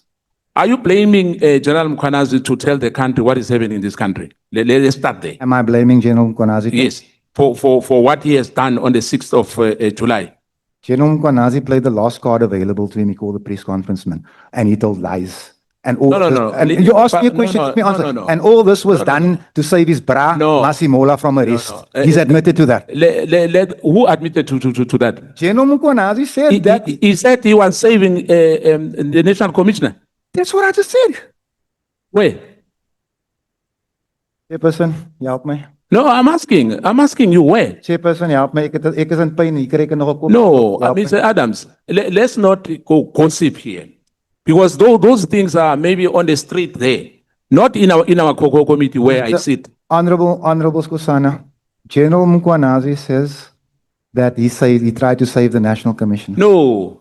Give us that evidence, Mr. Adams. I've never heard that. Well, I'm happy to play it for you inside or outside, sir. Yeah, please, if you can, if you have that, please I will play find it. it to you. I'll send it to the chairperson. Because for me, it's for the first time I'm hearing Let that. me quote General Mkwanazi for you. The National Commissioner was at the gates of prison. What's That's that? what he says. Was what? Am I the only person in this room that heard it? No, you are talking to me. I'm the one who's asking you. I'm telling you what he said, Chief. You are free to He dispute it. said the president what? He said the National Commissioner was Yeah. at the gates of prison. That's the reason for the press Was conference. against the president. At the gates of prison. Can I have a blackboard behind me? I want to write in big bold letters. Oh, gates of prison. Oh my God. No, it's not got nothing to do with God. It's got to do with fraud, corruption, and nepotism. Don't blame God for this. Now, because of time as well, Thank God. you suggested that businessman Vusi, inverted commas, Matlala, because he's not yet found guilty as well. So it's still an allegation against him. Am I right? Vusikat Matlala has been jailed for 4 years. He's a criminal. He has been in jail for 4 years. He was jailed for 4 years. He's admitted it. I'm not talking about the past. I'm talking about now. The case. He's still a criminal. He's a convicted criminal. Whether you like it, Yeah. whether you don't. No, He's no. a convicted criminal. He's a boof. He's a scallum. Yeah, listen to me. Listen to me. I'm talking about this matter now. I'm saying to you, you are saying Vus Matala may have acted as well as you say he's a criminal. You know, whatever. I don't say he's a criminal. The court say he's a criminal. But I'm No, but still you must on stop twisting the facts to turn your narrative No. here. Let's say it together. Vusikat Matlala is a criminal. Come work with me. No. I'm not in a shebeen. I'm in parliament here. But you're acting like No. I'm not going to dance to that. I want us to have facts here. Chief, here's the Let fact. us not be. Chief, here's the Yeah. fact. And your lawyer colleague next to you can confirm. Vusikat Matlala is a criminal. Yeah, I'm saying to you now, to you, I'm putting this to you. What direct evidence do you possess that links the timing of that press conference to an attempt to obstruct the influence of potential criminal procedure against the National Cocoa Commissioner? I'm talking about evidence now. The only evidence I have is the testimony of General Mkonazi. Yeah, His own words. But do we all listen to him? Maybe you listen in the other way around. If the evidence is there, it's on the YouTube, it's on everywhere. Unless you're going to discredit Mkonazi himself, because that is what he said. He said it. He said it himself. He was under no duress. There was no gun to his head. So he said the National Commissioner was on the case of the prison. Why? Did he explain on the press conference? That is what I wanted to know from this committee is why didn't you ask him that when you had the chance? No. You are part and parcel of the committee. I'm not part remember? of this committee, Chief. No, I'm not talking about ad hoc. He's coming back here. I'm talking about the portfolio committee. Because remember, he started there, am I right? Yes, he was there. Yes. Yes, he was there. Do you agree? Yes, he was there. Did you ask him there then? No, at the time, I'm still processing what was said. Yeah, so if I'm saying to you, we are still processing that too, yeah. You What's are wrong with processing, what are you processing? What do you ask me now to say why you haven't asked him? But he was right in front of you. No, he's coming back here. Well then, hallelujah. Chair, I rest my case. Thank you. Thank you, Honorable Skosana. This has been fun.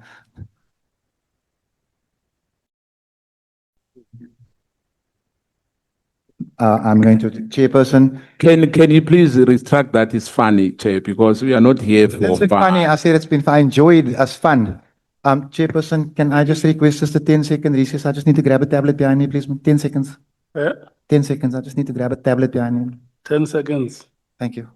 But before you use the time that you request, can you recite those lyrics again so that Honorable... Oh, that Vusikat Matlala is a criminal. So that Honorable Kwalabanat She better be nice to me tonight.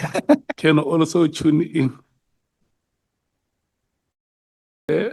Because I see Honorable Skosana is like me. We are used to the notes. You learn the notes do, re, mi, fa, so. No, we will sing it on the plane when we go to KZN tomorrow, Chairperson. So if you just want to start without the notes, No, Chair. you start with lyrics. Chairperson, can we get back to serious business, please? Honorable Kwalabanat, are you ready? Thank you, Chair. I would ask that my colleague perhaps moves a little bit. I can't see the witness. Sorry. Out. No, not you. Thank you. I'm sorry to do this to you again. Should I move to another chief? No, He's very obliging. Thank you very much. Let's start with what is your personal theory on who is leaking information generally from crime intelligence, let alone classified information, and to what end? Because there are now constant reports, weekly reports, pouring out of crime intelligence and in the newspapers and the news online. The honest answer, Honorable Kolobana, is I don't know. It is a concern because if you go onto social media, there's like 7 or 8 people constantly posting sensitive things. I mean, the fact that the IGI's report has been leaked to the media, it's a concern. I don't want to mention a name without even a little bit of information because I don't really know people at crime intelligence, to be honest with you. Because General Theo, in our last discussion, that must have been 2 weeks ago, told me that this is a ticking time bomb. He said it's only a matter of time before someone gets killed because of these leaks. So it is a real concern. Look, I agree with you in your statement that the JSCI did not exist at the stage when you received the documents. It was only constituted on the 1st of April 24. So your options were indeed very limited. And that fact meant you had to go to the SAPS or the Inspector General of Intelligence or both. So what outcomes were you looking for in terms of both of those visits? I was just looking for justice, Honorable Kolobana. And I told someone, I think it was the weekend, I wish I'd thrown those documents in the bin and just forgotten about it. Because it's actually turned my life into a nightmare. There was a stage, and there's people behind me that can confirm it right now, where I would have to have armed people collect my kids at school, where I would ensure that my wife didn't walk anywhere, not even to the shop, because it was hectic. The strain on my family, for all the good that may come out of this committee, I don't know if it was worth it. I don't know. The times I had to move my family from our home because we were just concerned about the amount of cars stopping. When the neighbors tell you about people stopping in front of your house, taking pictures of your home, it was a nightmare. So there's a big part of me that wishes I'd torn those documents up and just walked away. But when I look at what these people have allegedly done, I'm actually very glad that I didn't. I'm not sure if you're aware of the 2018 high-level review panel report on state security and the state security agency known as the Mufamadi report, which found that excessive secrecy and the cloaking of activities under national security were used to conceal widespread criminality, corruption, and political factionalism within the South African intelligence services across the board. Now, that was released by the president in 2019 and provided a damning indictment of the agency's operations. It seems you're claiming or agreeing that exactly the same thing is happening in crime intelligence, using secrecy to cloak criminality. I wasn't aware of the report, Honorable Kolobana, but it does not surprise with me. It's not a secret report, it's out there. But I hadn't read it, but it doesn't surprise me. And I'm 100% in agreement in what was said, because it does appear as if there are people at crime intelligence and at SAPS as a whole who see the funds from crime intelligence as their own personal ATM. Now, this committee is looking at possible criminality within our security services. Now, what you've raised here speaks precisely to that. I've never seen classified documents outside of the JSCI, so it's a mystery how you came by them. I don't know who leaked them to you, put them to you, shoved them under a door, whatever they did with them. So you spoke to the information about properties purchased by crime intelligence, which now seems to be endlessly reported on, presumably also via a crime intelligence leak. Do you have contacts within crime intelligence who speak to you regularly? No, ma'am, I do not. I do not. So where are the leaks from? I tell you again, I don't know where those documents came from. And if I knew, I would certainly tell someone. Maybe not you, but I would have told someone. I don't know who put those documents there. I'm hoping the cameras will reveal something. That is the reason why there are cameras. If I wanted to lie about where those documents came from, I would have said someone left it on my windscreen. Someone left it at my Mitchell's Plain office. There are no cameras there. I'm telling the truth that I walked into my office and there it was. Okay, your theory. on why this particular entity is leaking like a sieve? To what end? I think that it's a factional thing. I think that one set of crooks might be trying to oust the other set of crooks, but we also can't discard the possibility that there may be good policemen left in crime intelligence that are really trying their best to clean up. I don't know.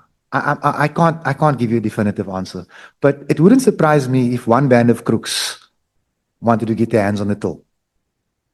I do believe there are good cops within crime intelligence, within the state security age, everywhere.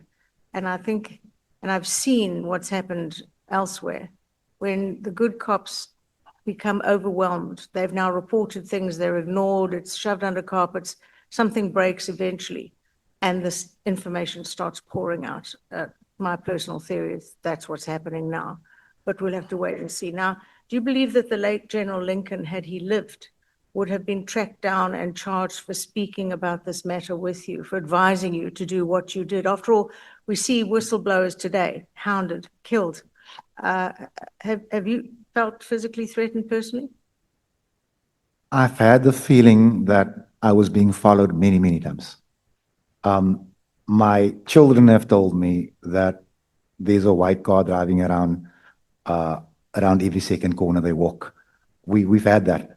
And General Lincoln told me that he was looking forward to a fight with the people that run the SAPS. And I must be very honest with you. I was looking forward to having him sitting behind me tonight. It is a real pity that he's not here. Paragraph 13. You say you were deeply suspicious of the motives of a man who asked to meet with you as he was to investigate the cases you'd opened. You explained earlier how you avoided his calls. Now, what made you suspicious? Some might say paranoid, in terms of a police officer saying he was going to investigate your matters. Yes, he called. And my issue was, I'd laid the charges, my dockets had been collected. So there was no intention to investigate until I'd spoken to the IG and the IDAC. But when he introduced himself as Lieutenant Colonel, because again, I said to him, I think my first conversation went along the line of we can meet next week. But then I said to General Lincoln, Lieutenant Colonel, I think it was Phillips, called me. And then he said, Lieutenant Colonel. I said, yeah, because I didn't find anything wrong with it. And he said, but a Lieutenant Colonel can't investigate a general.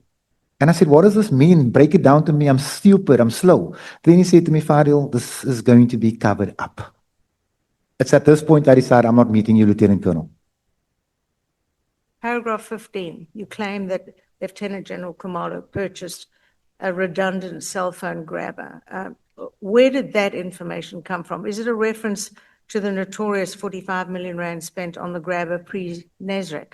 That is 100% the grab I'm speaking about. I mentioned that in portfolio also. It must have been 18 months ago. Yes.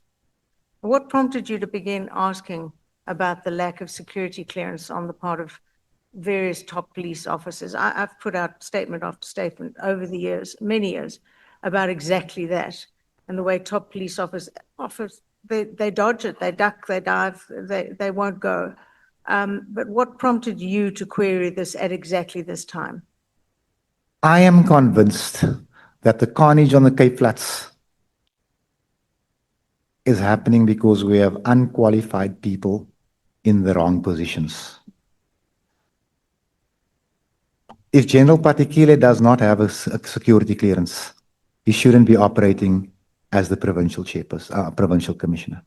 If General Magashalala does not have a security clearance, he should not be the head of detectives of this province. Now, I can't confirm if they do. I'm using them as examples. But what I'm saying is that it is widely said everywhere you go that there are many, many dozens of generals who do not have security clearance because some of them can't even apply because they've got criminal records. Now, these are the people that the force cannot keep on. We can't under any circumstances. So the reason that I'm so upset about all of this is I can't verify it, but I've read somewhere that our intelligence budget was cut by 100 million rand to purchase these hotels. Now, 100 million rand puts boots on the ground. It puts drones in the air, and it puts investigators on the road. Now, children are being raped and killed daily. because there's not enough funds. Right around the corner here sits organized crime. Policemen that are expected to combat cartels are working from cell phones because they don't have laptops. But we're buying Lani hotels, 45 million rand grabbers that don't work. Top of the range sports cars if we want to. Meanwhile, poor children continue to die. Paragraphs 23 and 4, you seem to link the 26th of June 2025 arrests of the Crime Intelligence 7 to the press conference of the 6th of July. Now you say 6, actually it was 7 because Lieutenant General Lushaba was rearrested, so that makes 7. Kumalo, Madondo, Lelakalaka, Gabela, Nkube, and Mokwele, they were granted 10,000 rand bail. They were ordered not to enter the premises of Crime Intelligence, but Lushaba, of course, remained in custody as his other matter, for which he'd been arrested a week before, was it was a Schedule 6 criminal offense. So owing to his pending case, it all became very messy, and such did not reflect on his affidavit. Now you seem to link their arrests with the July 6th press conference. Was that deliberate? You know, Honorable Member, I watched that press conference at home. And I said to my wife, this has got nothing to do with anything except the arrest of Kumalo. Little did I know that I'd later hear it's because the National Commissioner was at the gates of prison. That press conference was a show of force, like he says. It was a show of force to threaten all of us. Arrest my friends. You'll see what happens. There was no other reason for guns behind him. There was no other reason for the camouflage uniform. It was a threat to this house, to this democracy, and to the rule of law. That's what it was. Hence my statement, Mkwanazi is a constitutional delinquent and is not fit to wear the uniform. Have you had any feedback from the IDAC on their investigations into the matters you raised with them? The only feedback I ever get from the IDAC is that the investigation is underway and they are making progress.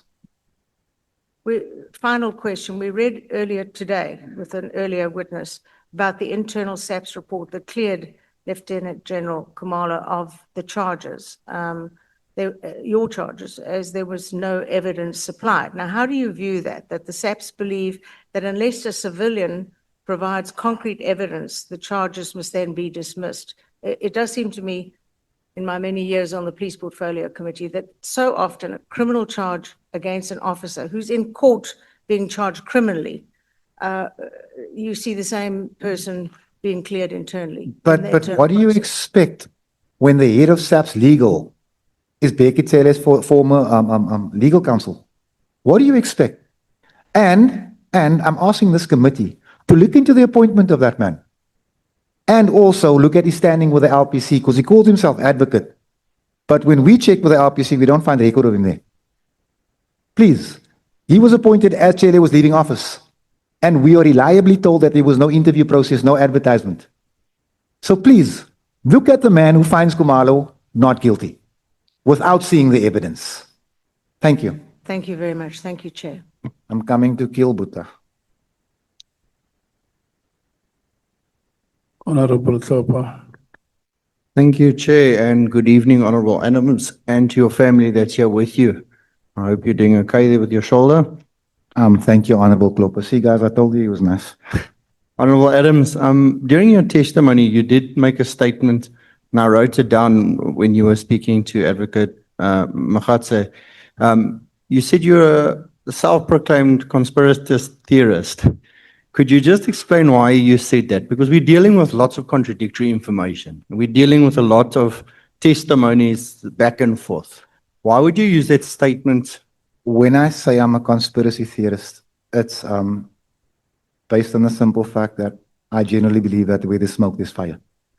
You know, I've been a thief long enough in my life to know that when something goes wrong, there's generally a thief involved. Don't even know how to respond. What are you saying, leader? No, some of us can admit to our shortcomings, Chief. I was a thief for many, many years and more. Thank you for your honesty, Honorable Adams. When you were questioned, I noticed a discrepancy. When you said you made the cases here in Cape Town, then the dockets were fetched, you went to Gauteng, you mentioned that the you had a feeling something wasn't right. A little later, you said General Lincoln had actually warned you. And I just want to know which one was it? Did you have a feeling, and I ask it with a reason, or was it General Lincoln that warned you? Chief, just to put it into context, General Lincoln warned me. Okay. He called me and told me your dockets. I remember that conversation. So your dockets have just been collected. I'm like, General, what does this mean? He says, it's in the provincial office. And me being stupid, I say, what does it mean? He says, it shouldn't have happened. They've broken the law. They're going to cover this thing up. So General Lincoln was warning you, and it sounded like he had solid advice. He was telling you what was happening. Did he share any other suspicions with you? No. There was nothing else that he was giving you information of that could have assisted you and this committee? No, he did not share anything with me. But let me tell you how solid General Lincoln was. General Lincoln was the type that could call me at 9:30 at night and tell me, you need to get to Woodlands quickly. So what's the matter, General? They're about to start shooting. He was that good. All right. Thank you, Honorable. You said that you didn't inform the investigating officers when you made the cases at the second and third police station. Do you not think, in hindsight, it would create a bit of confusion and hamper investigations instead of insisting it? No, because when I got onto that plane to Johannesburg to lay the charges, I was convinced that the cases that are open in Cape Town would never be investigated here. And you said you don't, I can't verbatim recall the word you said, but you said you didn't think the minister handled the matter properly at a stage. You went to him after because you don't trust SAPS. Then you found a problem with him. He did reply to you within an hour, the chief of staff again within 40 minutes. What exactly did he not do according to you that was, who could have done better? Let me ask you in that way. Well, there's always something that can be done better. I expected the minister to be harsh in portfolio. He wasn't. I also wrote to the minister. I asked him, I mean, this is much later. The IGI has concluded his report. He's confirmed this with me. He says the report is with you. Please bring it to the portfolio so we can discuss it. The minister didn't reply to that. At that stage, I was under the impression the minister was part of the cover-up. Today, I understand that I was wrong. Honorable Adams, when you open a case, then an investigating officer wants to speak to you. You say you politely declined. You found reasons not to speak to him. I do want to understand. You open a case, someone wants to investigate it, then you decline to speak. And I understand your reasoning, but I'll get to that in a second. Does it not undermine then the credibility of the complaint? If you're refusing it, and I'll get to the ranking now in a second. Chief, remember, the dockets have been collected. My conversation with Major General Andre Lincoln is, they're not going to investigate. This is why I go to Johannesburg. This is why I email the IDAC. I call the IDAC. This is why I go to to Pretoria to see the IGI of intelligence. Only after this do the SAPs want to speak to me. So the ranking thing was explained to me by General Lincoln, but in my mind it was, why now? If you understand what I'm saying. I do. Is it possible that the Colonel Phillips, I think it was Phillips, was appointed to investigate that the dockets were interfered with and not the criminality or the allegations that you made? Because there's two parts to this, Honorable Adams. The one part is that you make an allegation and that needs to be investigated. But the second part is you're saying, well, my things were tampered with. You've gone to the IGI, you've gone to ADAC, you've gone to the minister. Everybody's investigating now this matter. Was he then not appointed to investigate the tampering? It would have made sense if I'd laid a service delivery complaint. I hadn't. No, I understand. I saw that in your testimony. But I'm trying to understand where you're coming from, because they have realized now there's tampering, like what you explained. So someone had to investigate the tampering. You see, in my view, it's not that they realized there's tampering. They had tampered. So for me, it was a case of the IGI is investigating. Hopefully the IDAC will investigate. We don't need the SAPs to investigate anymore. That was just the way I saw it. No problem. And no, I'll leave that. Honorable Adams, I'm not an expert just like yourself. You've said it, and I'm not shy to say I'm not an expert at these matters either.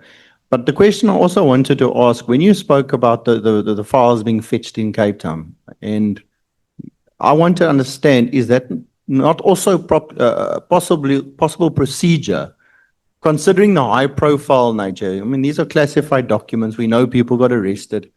My question is that a possibility or not a possibility? No, sir. Because There you was had no- contact with Lincoln on. There was no that was exactly what I asked. Is it not because of the profile?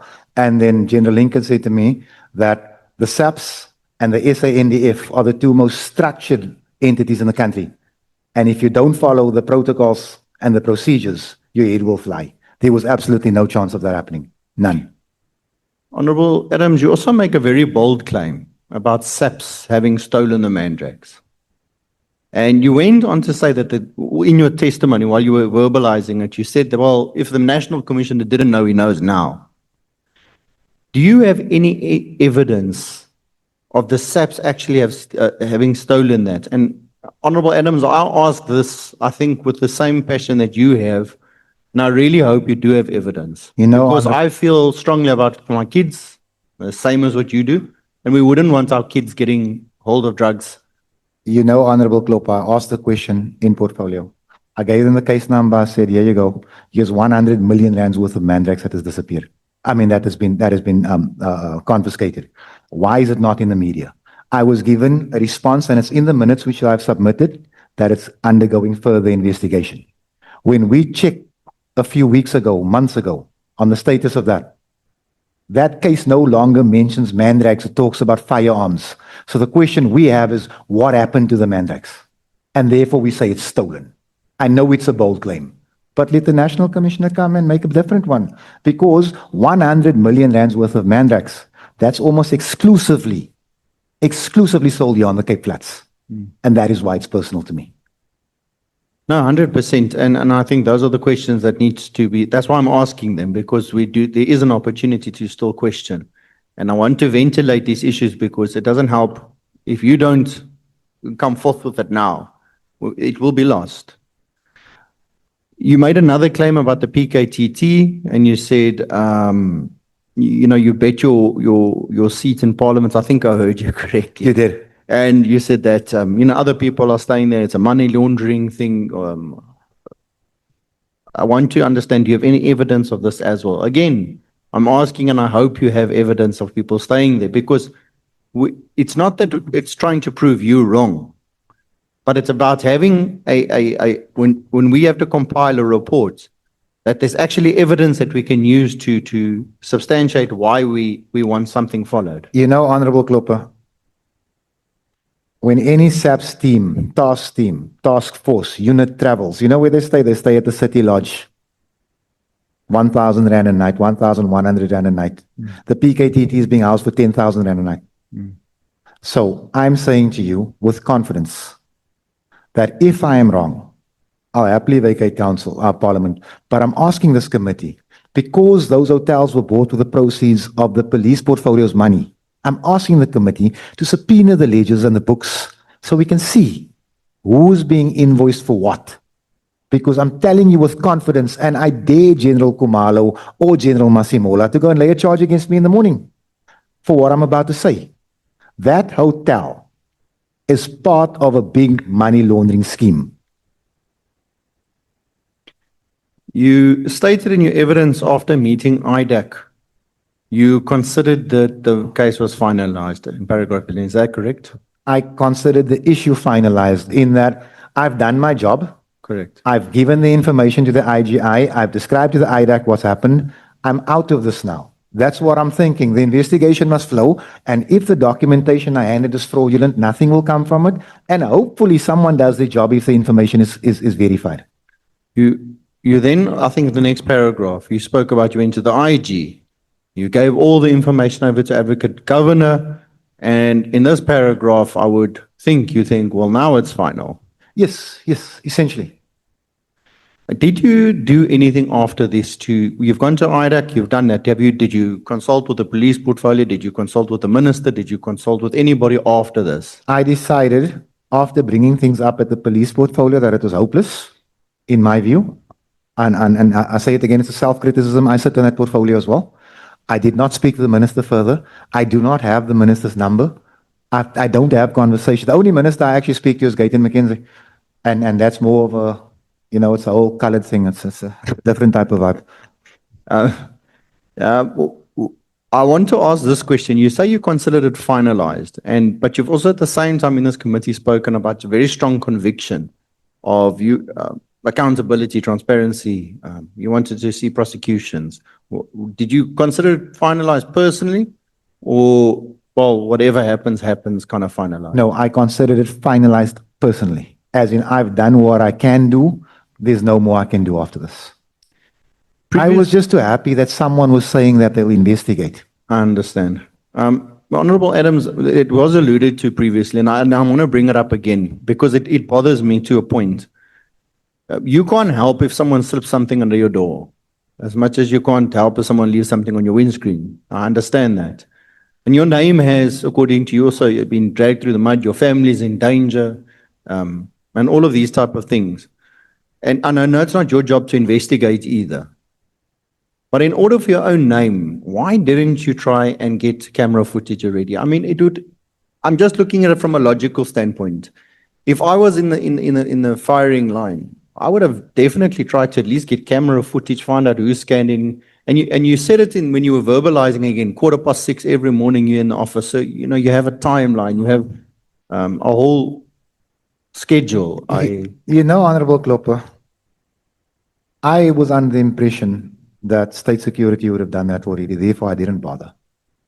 And also, I'm concerned about the safety of the person that slipped it under my door, to be honest with you. Say again, sorry? Recently, I've thought to myself, how long is this person going to live when they find out his identity or her identity? So, for me, I'm hoping state security knows who it is, but I'm also hoping they don't disclose the identity because funny things are happening right now. You see, Honorable Adams, I think the problem that I have with this type of how this matter was dealt with is in this case it maybe did work out in a great favor that people were arrested and brought to book and are facing trials and all of that.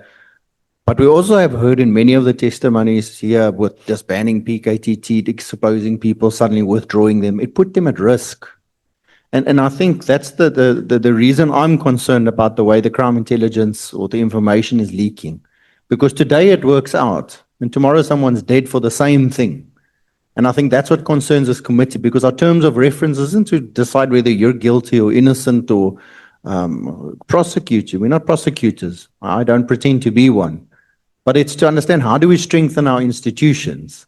And if people are allowed to walk into parliaments and slip a paper under your door that's got information, I mean, they can slip into parliament and slit your throat too. I don't disagree with you, Chief. So I do not disagree with you one bit.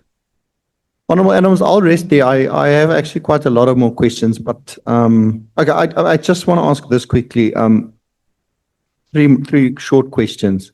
You obviously have been following the committee and all of these committees, the ad hoc commission, and you are aware of the allegations made by Kat Matlala that former Minister Cele received large sums of money. Yes, I am. You're also aware former Cele also met with Kat Matlala according to his own witness statement, where Mr. Matlala proceeded to tell him he was being pressured into false statements against SAPS members for the theft of Rolex watches, etc. Yes, I am.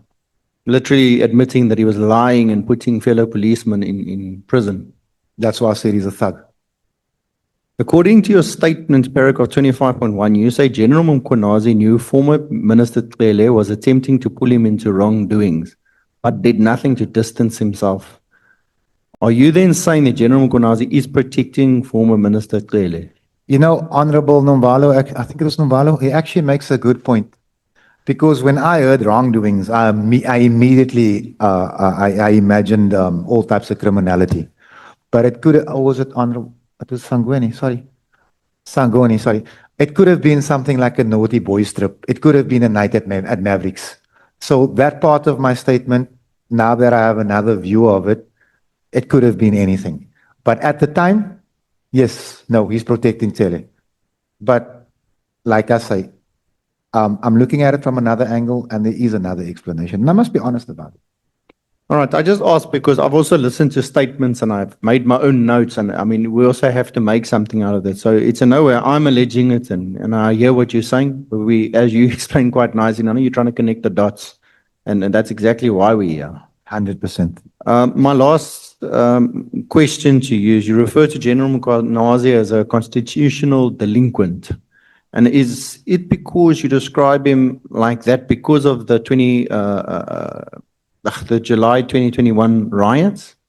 No. Or is it because of his interpretation of the classified documents of criminalizing crime? 100%, Chief.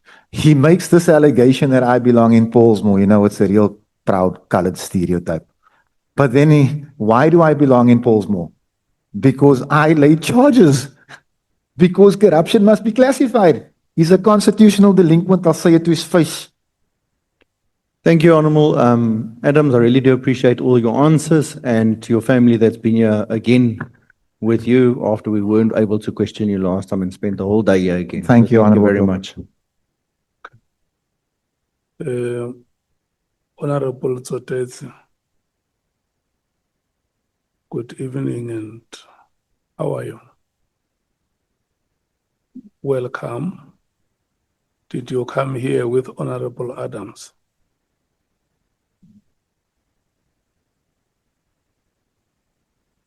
Okay. The EFF next speakers. Chairperson, Honorable Malema has a really stern look in his face right now. I'm feeling intimidated. No, thank you, Chairperson. I'm not going to ask any question. Where you are seated, you must know there's nothing wrong you have done. No one must ever, ever try to tell you nonsense. There's nothing wrong you have done. You come across information, you go to the police. And what police do with it is none of your business. You have reported it to the authorities. That's how it works. Where should you take that information to?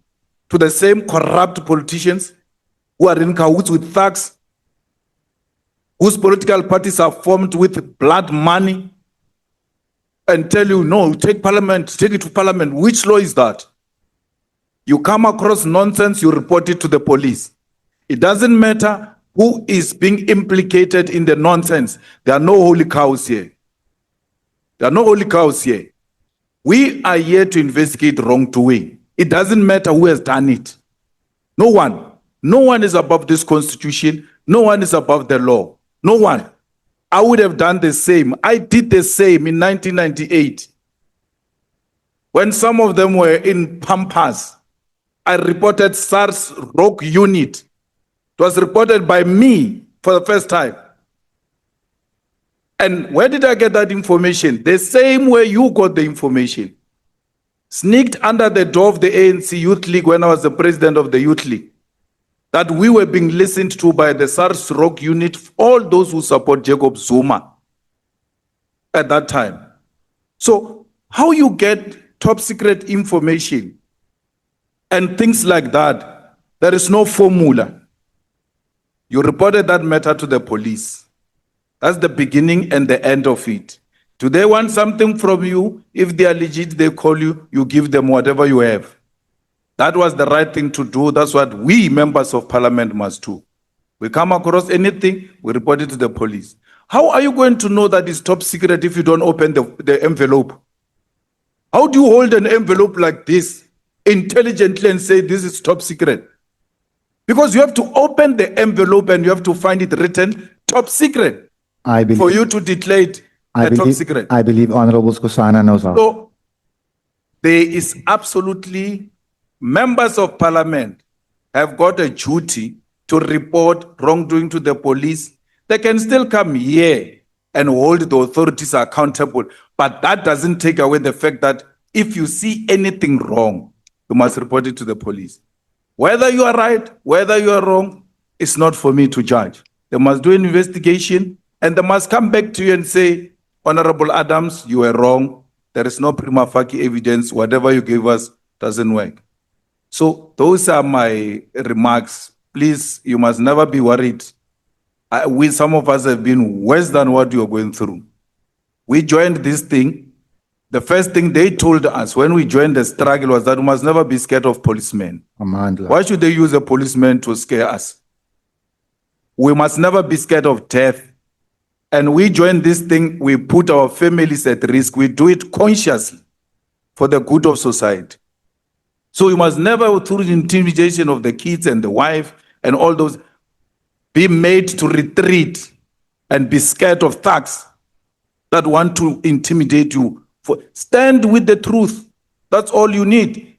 Otherwise, after standing with the truth, even if you die with a clear conscience that I was never on the side of wrongdoing. Even when it was fashionable to do so, I've never compromised the truth for political expedience. Over to you, Honorable Mates. Oh, she's going to ask the question. Yeah, you can ask me a question. We don't have many questions. Thank you, Chair. Honorable Adams. And it's more an observation, and you can comment on it. So when they were contacting you and you said that you gave them the runaround, right, because they were not supposed to be allocated those cases, do you not think that it would have been better for you to say, hey, Chief, like how you tell us here, Chief, this is not, and explain to them that from what you understand that you should have not been allocated these dockets to investigate as well, because you also contributed to the confusion later on that happened around the dockets. You know, Honorable Matthias, in my view, the confusion was created by the generals who came to sit here. I didn't want to let them know that I knew more than what they thought. Okay. So you were also... No, the fact that a full general, well, a lieutenant general can come and sit in this chair and tell you as honorable members that a colonel was going to investigate a general, it tells me what he thinks of you. But that was before. No, what I'm saying. I mean, what happened when you went to open the cases, it was way before we had that here. So I'm saying you already had information, Yes. right? That you must just give them the runaround, and you didn't want to let them know what it is you were doing. 100%. So that's what I wanted to understand. Thank you. Then that's fine. Chair, on the Mandrax case, as a committee, we must write to the National Commission. We must also let that go under the radar. Honorable Adams has brought it to our attention, and we must get exact details and ask specific questions about what happened to the case. Why is the case now?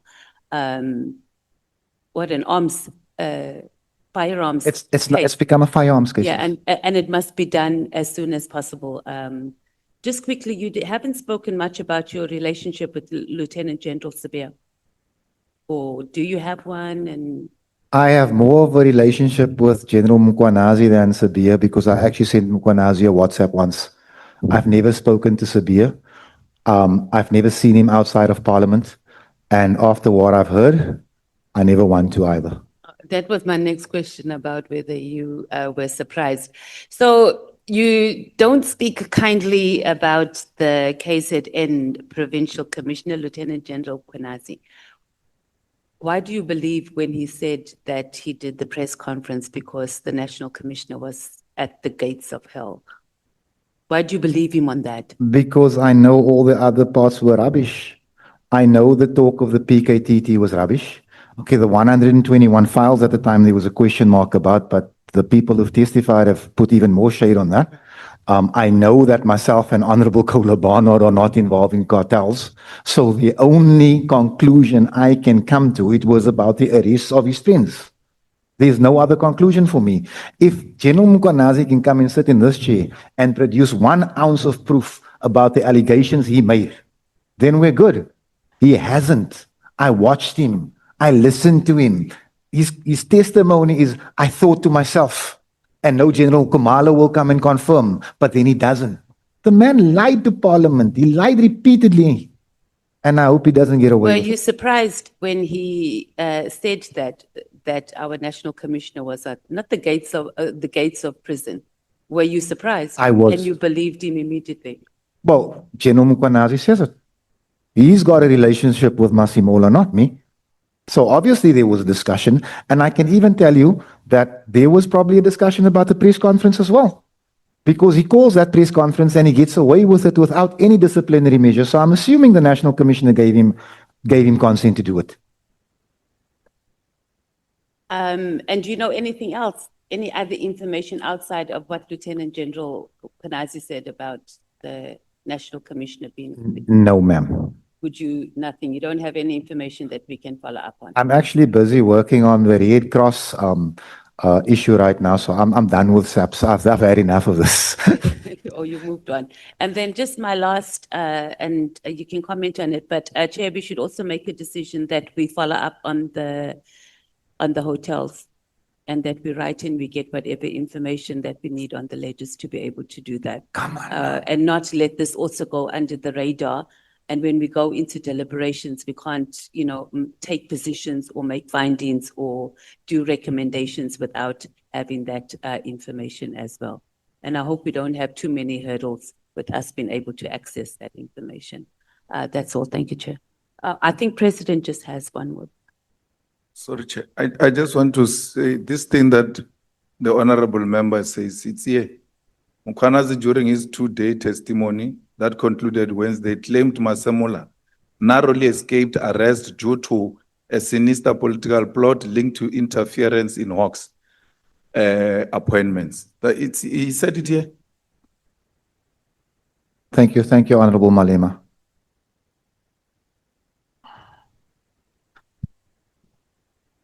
You behave. Pangazita. Why are you pointing at me, Honorable? I was joking, Chairperson. I was Do I have joking. anything to do with this? The speaker who is recognized is Honorable Mwango, if we can respect him. Thank you, Honorable Chairperson.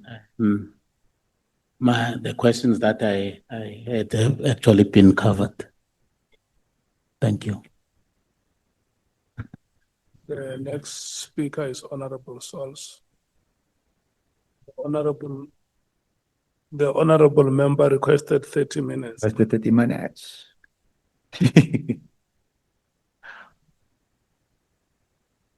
Chair, Honorable Dawazit says he's donating his minutes to me. This is a very special day.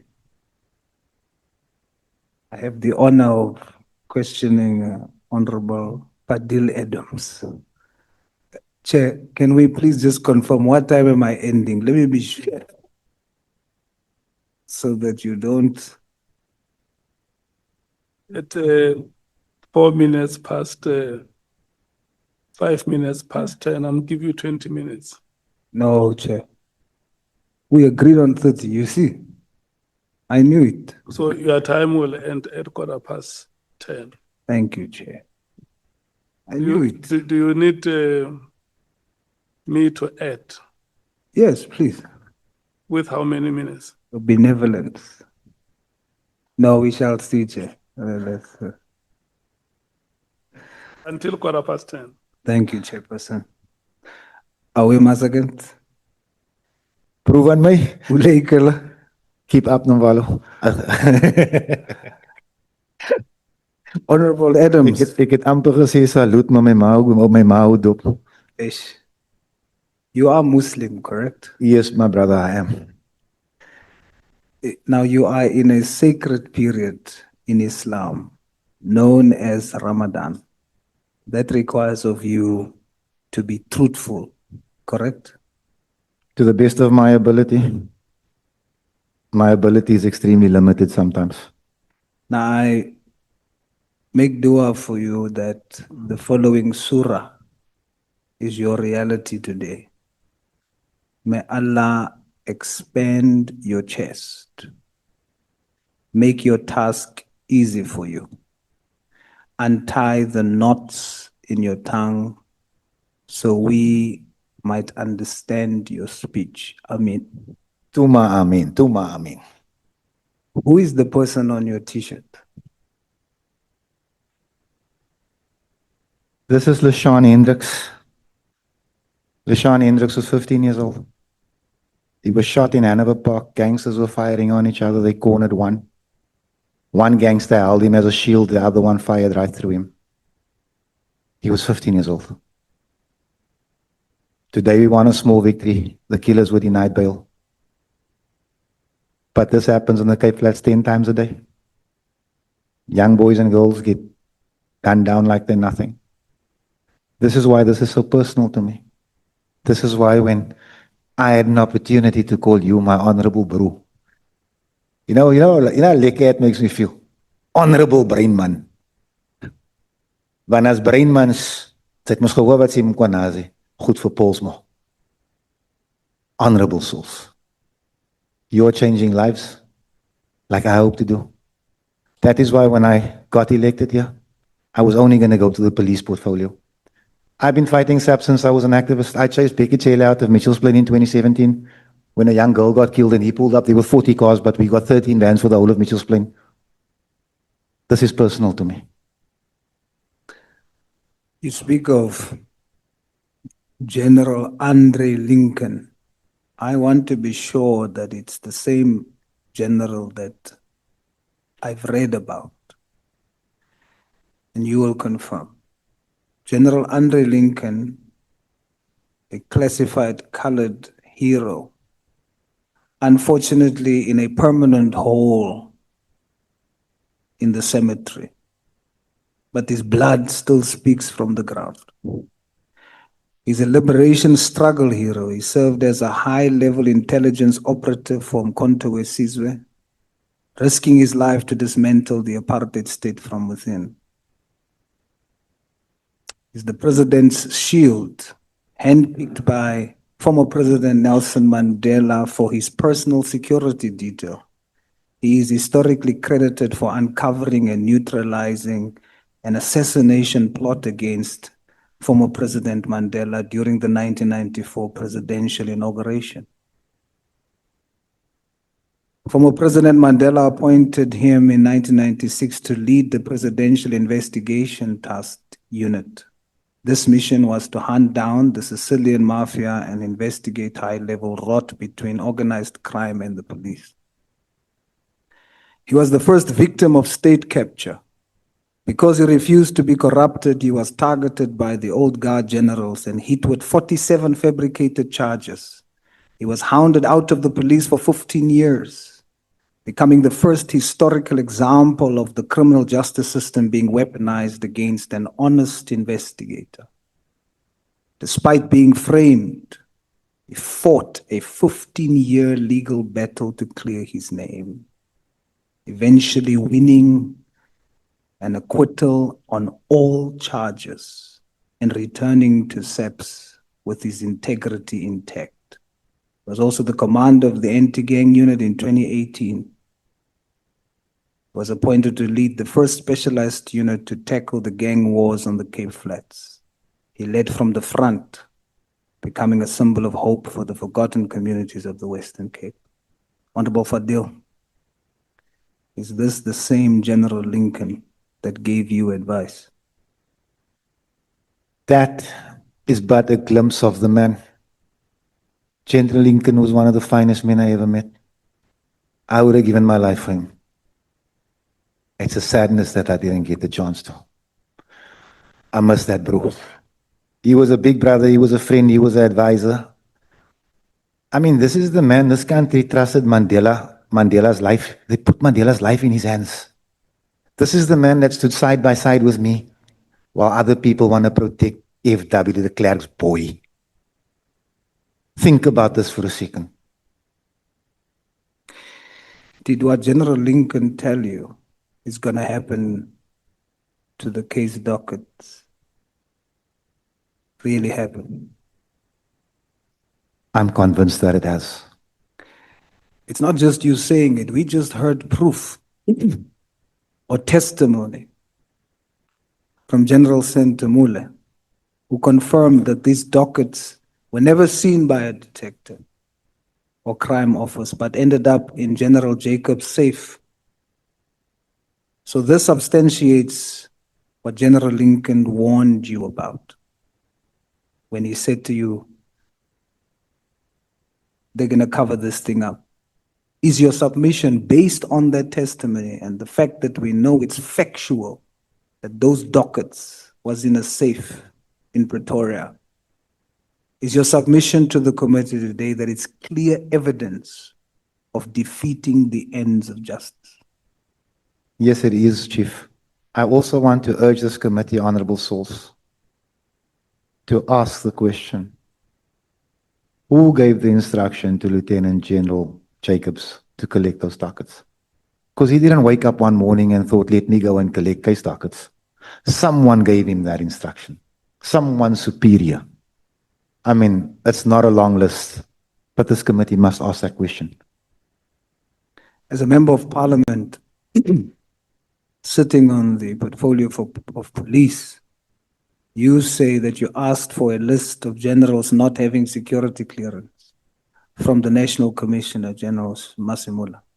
Yes, Chief. Did the National Commissioner ever supply that list to date? In the minutes of the meeting, it is promised that they'll bring that list to the next meeting. They never did.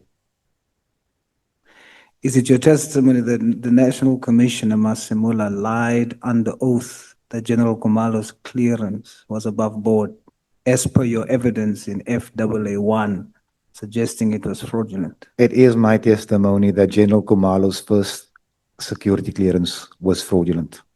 But is it your testimony then that the National Commissioner lied under oath? It is my testimony that the NASCOM lied under oath. The case of the vanishing drugs, case number 111-2024 that you speak about, you inquired about a 100 million Mandrex bust that received no media attention. What is the current status of that case today? The information on that case number refers to firearms. It does not mention drugs. It is something we cannot understand. We believe that the case has been tampered with, that the docket has been tampered with. We cannot prove this. Therefore, we are asking this committee to investigate. Now, how is it possible that a clandestine lab bust resulting in 100 million worth of drugs now only reflects firearms in the case diary? How's that even possible? With these people in charge of the South African Police Services, my leader, anything is possible. How is it possible that the SAPs bust 100 million rand worth of Mandrax and it's a media blackout? It's not mentioned on radio, it's not on TV, it's not in the print media. If they were to hit a Shabin today, Masimola would be throwing out the alcohol. We've seen the pictures. But they hit 100 million rands worth of Mandrax and they say nothing. And then 1 year later, Mandrax is not mentioned in the docket anymore. I tell you, as a man who understands police corruption, who in his younger days benefited from police corruption, I'm telling you that Mandrax made its way to your Aldos, to your Westleries, and to your Cape Flats. I give you that guarantee. And I give you the further guarantee that there are policemen that unlawfully benefited from that. What do you mean by that? That it was stolen by police and sold on the streets? That is exactly what has happened. Are you saying that the drugs that is imprisoning our children is made available by police? Chief, the drugs that are poisoning a generation of our children is made available to these drug lords by the police. The guns which kill our children by the dozen a day is sold to the gangsters by the police. Look at the Colonel Prinsloo issue. 27,000 guns sold to the Cape Flats gangs. 27,000. And they let one policeman take the fall. One. And he got sentenced to 15 years and he served 7. And I asked the SAPs, why didn't you object to his parole? And we didn't get an answer. Now you tell me, how is it possible for 27,000 guns to be moved by one man? It was a network. And meanwhile, we're burying 10 children a day. And this is what is expected to go on. You testify that PKTT members are living in a hotel purchased from the slush fund that is used as a washing machine. You say,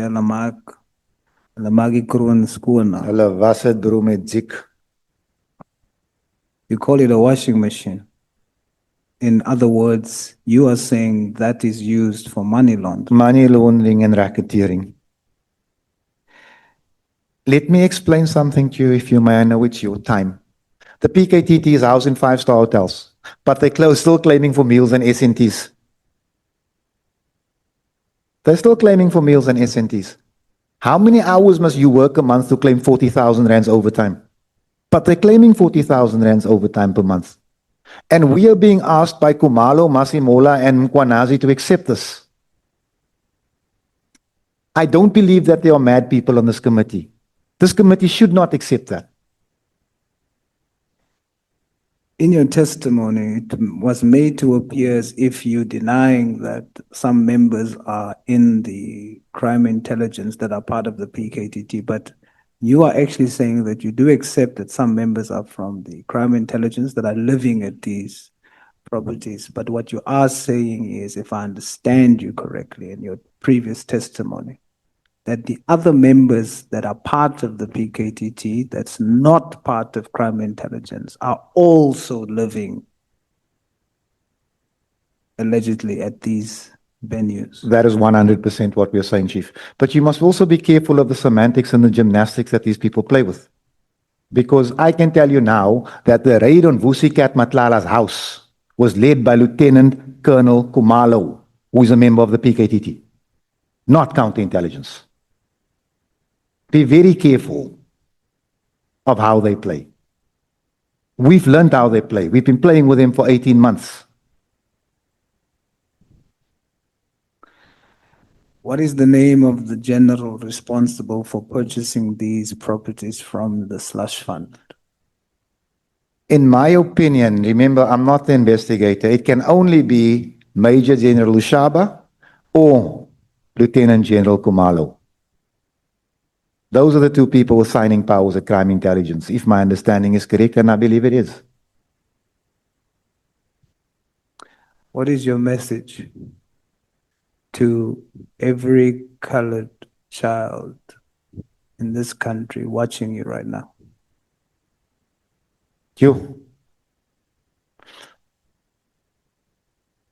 I was a shooter once. I hurt people. I was a robber once. I robbed people. I was a druggie once. For many, many years, I was addicted to it. It was sold to me. I didn't know it was supplied by the police. I didn't know the guns I held were supplied by police. I didn't understand the systemic issues.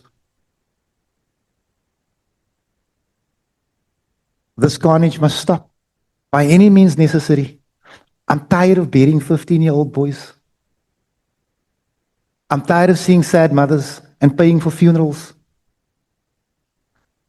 I believe we need better. I believe the Cape Flats, the Aldos, the Westburys, the Innerdales, they deserve better. But we're not going to get better with these people in charge.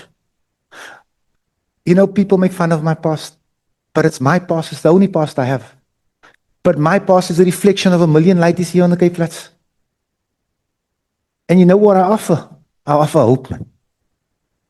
I offer hope that you can get off your knees and you can stand on your feet. And if you work hard enough, you can make it here. You know, Biza, me and you, we weren't allowed here. We had to fight to get here. You know that the system is set up against us, irrespective of what anyone says. You know that a colored lighty has to dodge bullets on his way to school. Then he's got to dodge bullets on the way home again. Then you find out that it's the African Police Service is supplying those bullets, and it makes me angry. And this is why when people ask me, what have you got against Mkwanazi? I got a lot against Mkwanazi. Because he's defending this. You know Cheslin Colby? You know Benny McCarthy? Wayne Roberts? We got a million like them. They're just not given the opportunity. I'm a proud man. I don't beg, but I will beg. I will beg for children whose names I don't know, that they be given an opportunity, that they don't have to dodge bullets. This is not what we fought for. Maybe one day they get it. But we're not going to get it if we don't fight for it. My message to any colored lighty out there is stay in school, respect your mother, and do what you need to do. And stay away from the drug dealers. There's nothing there for you. Thank you for letting me get that out there. Honorable Adams, your presence here is the fulfillment of a mission started by your dear friend. the late General Andre Lincoln. Amen. General Lincoln was a man who survived the trenches of the struggle, only to warn us that the police service he helped build was being eaten from within. He warned you that the dockets would move and the truth would be buried. Today, you have honored his memory. You have proven that whilst they can move a docket to a safe in Pretoria, they cannot move the truth once it is in the hands of the people's representative. Your spirit today is that of our Khoi ancestors, the first defenders of the soil.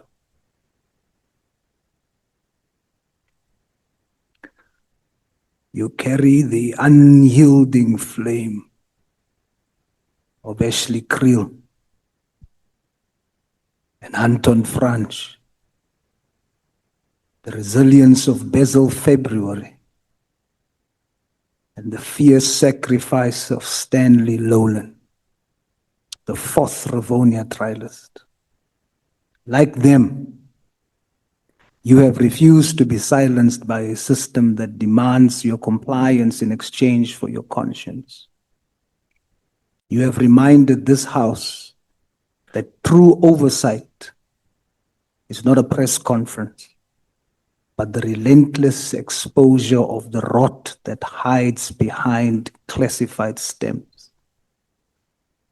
Honorable Adams, you have done exactly that.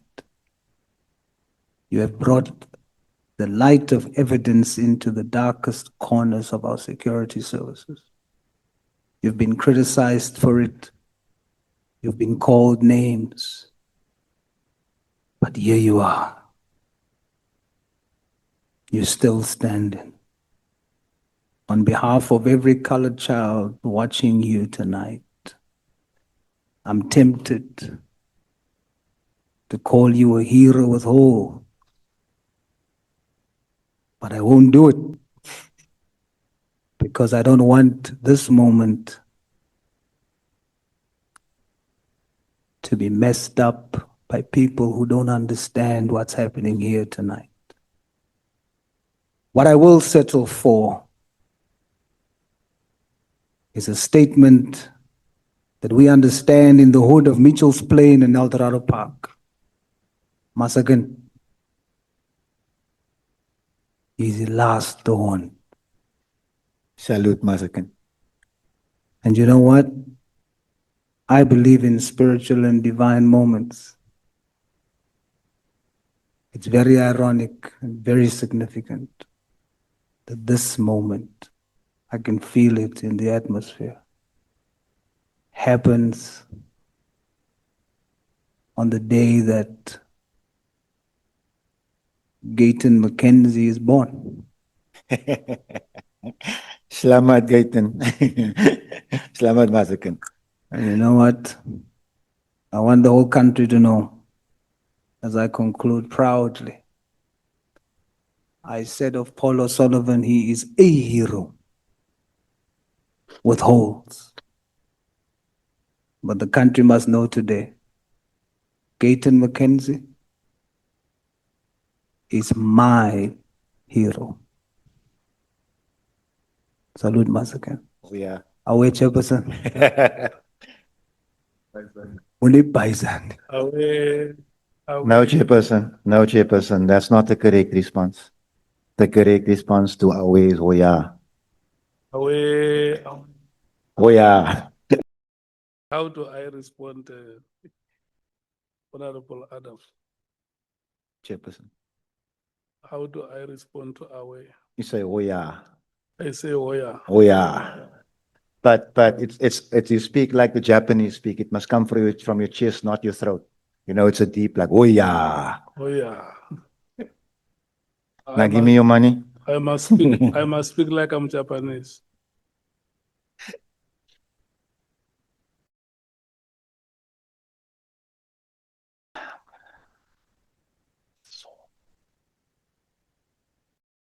honorable vessels. Thank you, You Chairperson. must start by saying hallelujah. Sorry, Chair. May the record show I used less than 30 minutes. Not a lot less. Thank you, Chairperson, and good evening, Honorable Adams. Just a few questions. There's a lot of issues that might seem very confusing if one listens to everything that's said and a lot of conclusions that's made and a lot of allegations and so forth at the moment. But I want us to zoom out and focus on the origin of why you are here, why you are testifying and were called to this committee. Am I correct that the reason is that on the 6th of July, during the press conference by General Mkwanazi, he said that politicians, and I think if I'm not mistaken, he specifically also said members of parliament are involved in cartels, criminal cartels, and protecting those cartels. Am I correct? Yes, Chief, that is my evidence. And then when he testified at this committee, he was then asked who he's referring to, and he then mentioned your name and he mentioned the Honorable Kola Barnard. Am I correct? You are 100% spot on, Chief. Do you think that he was referring to the two of you when he, at that press conference, said that there's members of parliament protecting? And I know it's just an opinion that I'm asking, but I'm asking your opinion. When that press conference happened and I was watching it as it happened, I knew that he was referring to me. I did not know he was referring to Honorable Kola Barnard until he sat down here. So if you're asking me my opinion on the day, I did not know, I did not think for a split second that he was mentioning her. But I knew when he mentioned politicians that I was one of the people he was accusing. Why? Because he was accusing politicians of protecting cartels. Are you protecting cartels? No, Chief. But what I did is I pulled the lever that got his friends arrested. I could see through that press conference because I could see the lies and the holes in his story. And I said to myself, this press conference is called because of those arrests. Let's for a second hypothetically assume that that a version is correct, and that version, as you know, or the explanation is that the PKTT, members of the PKTT, was also fighting organized crime, and as you now also explained, the raid that was done at Kat Matlala's house and so forth, and that is linked to drug syndicates and all of that. So if you were to do something to threaten or get General Khumalo out of the way, don't you think the assertion then is that you are protecting cartels by getting General Khumalo out of the way? That would be 100% true, Chief, if they had done 1 day's worth of investigation into cartels. We know, as we sit here, that they've got no evidence of a big five on hand or on file because they've not done their job as crime intelligence. Okay. But you did not open the case because you wanted to get General Khumalo out of the way, or did you? I wanted justice. And General Khumalo is not the only person that I laid cases against. So I don't know if people need to think that to make themselves better, if people need to think that to hold on to their general's benefits, that's their issue. Fact of the matter is, I did what I felt I needed to do, and I do feel vindicated. Because what you are being accused of is that. Yes. That you try to protect, you are responsible for this whole thing because you exposed alleged corruption that led to the arrest of General Khumalo, and that is actually hindering the fight against these cartels, 100%. but you are not guilty of that. Is that your evidence? I don't think I fit the profile of someone that cartels would want to associate with, Chief. Because I agree with the Honorable Malema that I personally do not see anything wrong with a member of parliament receiving information, taking it to the police and having it investigated. So you did not get that information through some illegal channel. It was pushed through your door. You know, Honorable Wessels, in our office in Mitchell's Plain, there's generally a stack of paperwork waiting for me, which people have come to drop off. Some of it involves indigent grants, some of it involves SASSA issues, some of it involves fraud and corruption. Yes. I've laid 8 cases of fraud and corruption in the city of Cape Town. Some of them will be before the courts soon. One of them is before the courts. I didn't lay my very first charge against General Kumalo. We've been fighting fraud and corruption for the last 7 years. This is not a new thing to us. I think that's well established. Honorable Adams, there's just one thing that bothers me, and that is a lot of conclusions that you make, assertions that you make, that's not necessarily substantiated. And let me give one example. You earlier said that the reason why you believe that the grabber that was procured is redundant is because it is 4G technology in a 5G environment. Am I correct? But that grabber was purchased in 2017 with the NASRAC conference. Am I correct? Yes, sir. At that stage, 5G wasn't in South Africa. But you don't buy a 45 million rand grabber if you're only going to use it for 18 months. 5G entered South Africa less than 2 years later.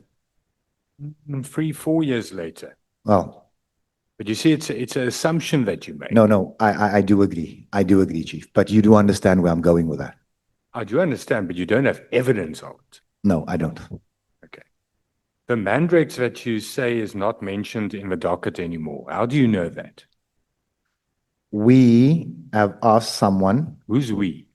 The NCC, to look into it for us. Because we are concerned that no arrests are happening. So you've got access to the docket? No.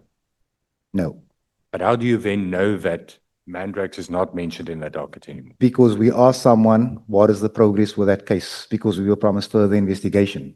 Then this person came back to us because we don't see the docket and said, but are you sure this is the right case number? I said, it's the one in the minutes. They said, but this thing mentions firearms. I said, well, then the mandrakes is stolen. Okay.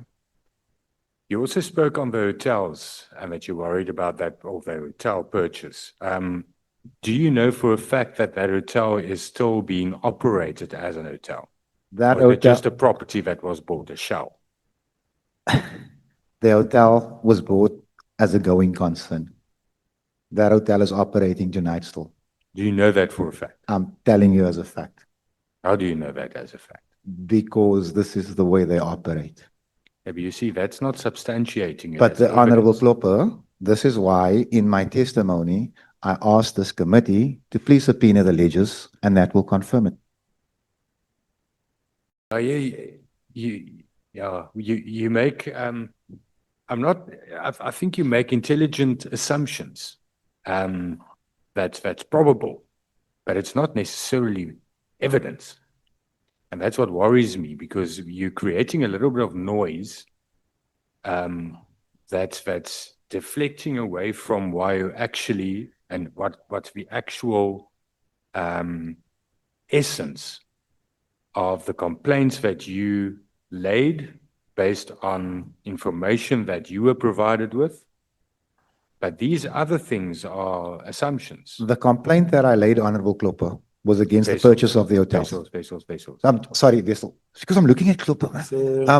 So Honorable Wessels, the complaint that I laid was because of the purchase of the hotels. Honorable No, Adams, I can see. him is Honorable Vessels. I'm sorry. So the complaint that I laid was against the purchase of the hotel. Because as per the documentation that I handed over to the chairperson, they had no right to buy those hotels. We were later reliably informed by a very disgruntled former member of SAPS, who I will not name, that the PKTT is staying there and that they are charging for it. So I'm saying to you that the case has been opened. The IGI has made a finding. I'm not reading the media reports. I'm reading it, but I'm not taking note of it. But it appears as if there is malfeasance there.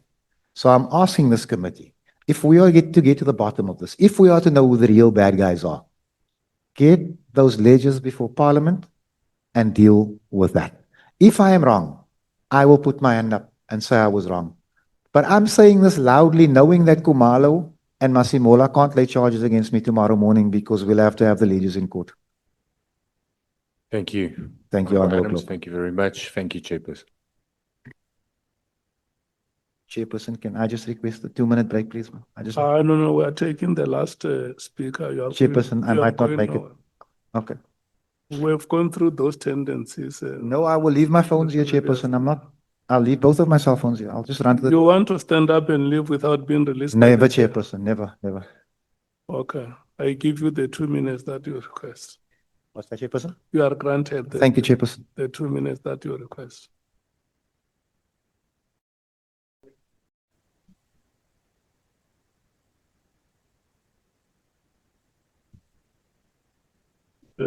Honorable James, your time starts now. It's 20 minutes past 10. Thank you so much, I Chief. give you until 22:11. Thank you. Honorable Adams. I'm battling to gather myself.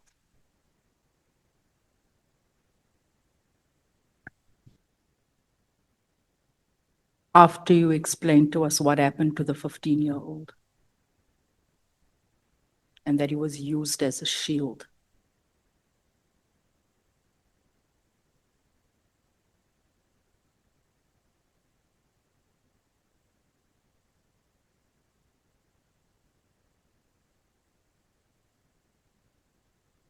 We're going to win this, Dee. We're going to win this. It's okay.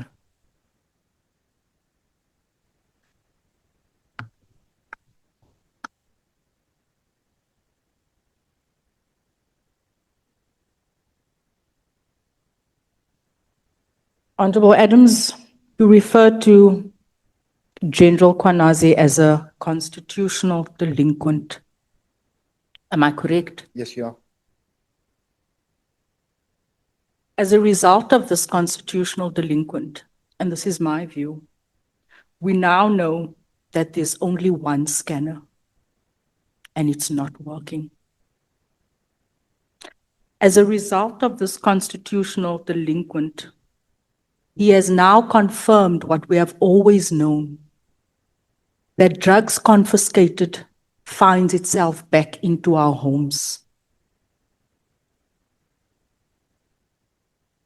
The constitutional delinquent has confirmed, amplified our voices, and told South Africans that firearms, the Prinsloo matter, you mentioned it, has been circulated back into our communities. And this is why the other day, just 5 people were shot in Westbury, the mother of a 1-year-old, and you have a 1-year-old in hospital today because of this constitutional delinquent.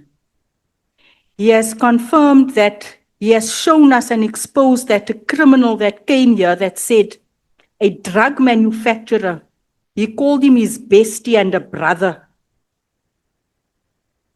This is what this constitutional delinquent has exposed. The questioner? I'm saying to you. Can I respond? No, not yet. The constitutional delinquent has showed us and exposed and allowed for opportunities for us to listen to how a criminal is buying meat, sponsoring parties, doing BBLs, all sorts of nonsense, captured the entire SAPS management, and why our communities are all the poorer. Wait for me. Sure. We are now aware not that we haven't known this, you and I, of the extent of infiltration and political interference in our criminal justice system. You call him a constitutional delinquent. Mr. Adams, I am grateful for this constitutional delinquent who has amplified our voices and exposed what you and I have known for many years. Because if we did not have the 6th of July, we wouldn't have had all of these witnesses appear before us and expose this corrupt system. Chairperson, am I here for a lesson or an? So I am just giving you, you gave your view and I can use my time. No, I'm but- giving my view. But No. because I would like to respond, Chairperson. I can't respond to a 10-minute ramble. Yeah, no, let's do it like, you know, every time we allocate time to the speaker, the speaker knows what to do with their time. So now, you are on the time of Honorable James. Just with respect, Chairperson. Yeah, it's a time you allow her to use it. Okay, Chairperson, I get you. Thank you. And then when she has satisfied herself that she has used her time satisfactorily, she will decide how much she allocates to you from her time. Thank you, Chairperson. If she decides that you must only speak for 1 minute, it's okay, that is her time. Honorable Skosan. Thank you, Chair. Point of order, Chair. Mr. Adams can't say to an honorable member is rambling. What? Rambling. I will respectfully read with. Please retract that, Mr. Adams. Thank you, Honorable Skosana. Who said who is rambling? It was me, Chairperson, and I retract respectfully. Sorry, Honorable James. Yeah, look at her and. I do apologize, Honorable James. No. If you can be motionless. Chairperson, I can't. My arm feels like it's falling off. It's really so. Sorry, man. I do. That's been going on for weeks now, man. And I was supposed to go to a specialist. What have you done to that chair? What's that, Chairperson? The chair on which you are sitting, because it's like it has been problematic to our witnesses. No, Chairperson. Once witnesses sit on that chair. No, Chairperson. I really wanted to see a specialist, but I was afraid that they'd book me off from work. And I don't want anybody thinking that I'm ducking this committee, which is kind of the narrative out there. So I'm here through the pain. So just excuse my animation with my arm, and it is really sore. I want you to look at Honorable James and Honorable James, I do apologize. and withdraw an apology. And I withdraw. Thank you, Chairperson. Okay. Honorable Adams, I accept your apology. So that is my view, Honorable Adams, on the constitutional delinquent. I may not agree with everything that he has said, but I can tell you what General Kwanazi did on the 6th is appreciated by me and by many South Africans. Do you think that based on what I've just highlighted to you, do you find no value? Do you see any value in what he did on the 6th? Can I respond? Yeah, you may. I find no value in what he did. If Khumalo is not arrested, if the National Commission is not up for arrest, he doesn't call that press conference. That constitutional delinquent demands that I get locked up for laying cases of corruption, for alleged misdeeds. He wanted me to look the other way. This is what makes him a constitutional delinquent, not my opinion, not what you and I think. The fact of the matter is he wants me to look the other way. He's not heard of the MIS Act. You see, that constitutional delinquent, people forget about the Louis Vuitton bag and the inflated bulletproof vest. People forget the fact that he's the worst performing provincial commissioner in the history of our democracy. People talk him out to be some type of hero. He is no hero. More people die in KZN because of police bullets than anywhere else in this country. More money is Thank you. wasted Thank you, in Mr. KZN Thank than you, in any Mr. other province. Thank you. You've responded But I'd adequately. like to qualify my statement properly, it's Honorable. fine. Okay, you can continue eulogizing him, it's fine. In South Africa, we worship flops.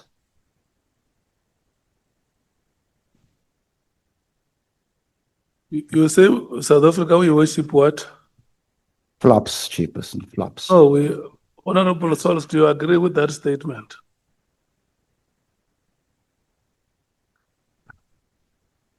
General Mkwanazi is a hero with hope. No. I want you to tell him that in South Africa, the God we worship never fails us. The God we worship never fails. Never fails us. I will retract you. He said- Chairperson, Which God is he referring? He says we worship flops. Chairperson, Well, I don't worship flops. let me, Chairperson, in your benevolence, let me follow your lead and your wisdom and retract that statement. Okay. Thank you, Chairperson. Honorable Adams, luckily we had some time between your testimony and today's questions. Do you have any evidence of the members, the PKT members that were staying at the hotel that you mentioned, that's paying 10,000 Rand instead of 1,000 Rand? Do you have any evidence? What do you think the oyster box in Mhlanga costs? I'm asking you, you made an allegation and you said that It there are has been- PKT members staying. This was at your previous, when you came here and you testified. It has been confirmed that the PKT stays at either Mhlanga Rocks or the oyster box in KZN. No. We call, can't say, I'm saying specifically, you mentioned the You're hotel not that they are letting me talk. staying. can I talk? But you are derailing, Mr. Adams. No, I'm trying to get to my point, Honorable James. You speak for 5 minutes, you want me to respond in 5 seconds. Can the math, please? Please. Honorable Adams, you're not going to eat into my time. But I'm not eating you. I'm really You being very interrupt. patient with you. No, Honorable no, no, Adams, I put it to you that the last You're time. not going to talk to me like I'm Kat Matlala. Whoa, Sorry, whoa, because Fadiel Adams go. Whoa, Because whoa, Fadiel whoa, Adams whoa. go. There's a difference here. Eh. There's a difference here. You're not going to go screaming. at Whoa. people. I'm going to. Whoa. So I'm not sure why you're Honorable- so defensive today. Honorable James and I'm Honorable asking Adam. you why, because I'm trying to get There you you go a set screaming of again. questions, No. refusing to answer. Honorable James. The Wait, only woman that screams at me is the one I sleep with. Wait. You get that out of Not my- screaming at you. wait. Do you want us to take a break? No, you Eh? calm down. No, You calm down. I have not allowed you to speak, either of you. Honorable James, Archie. may you please switch off your microphone?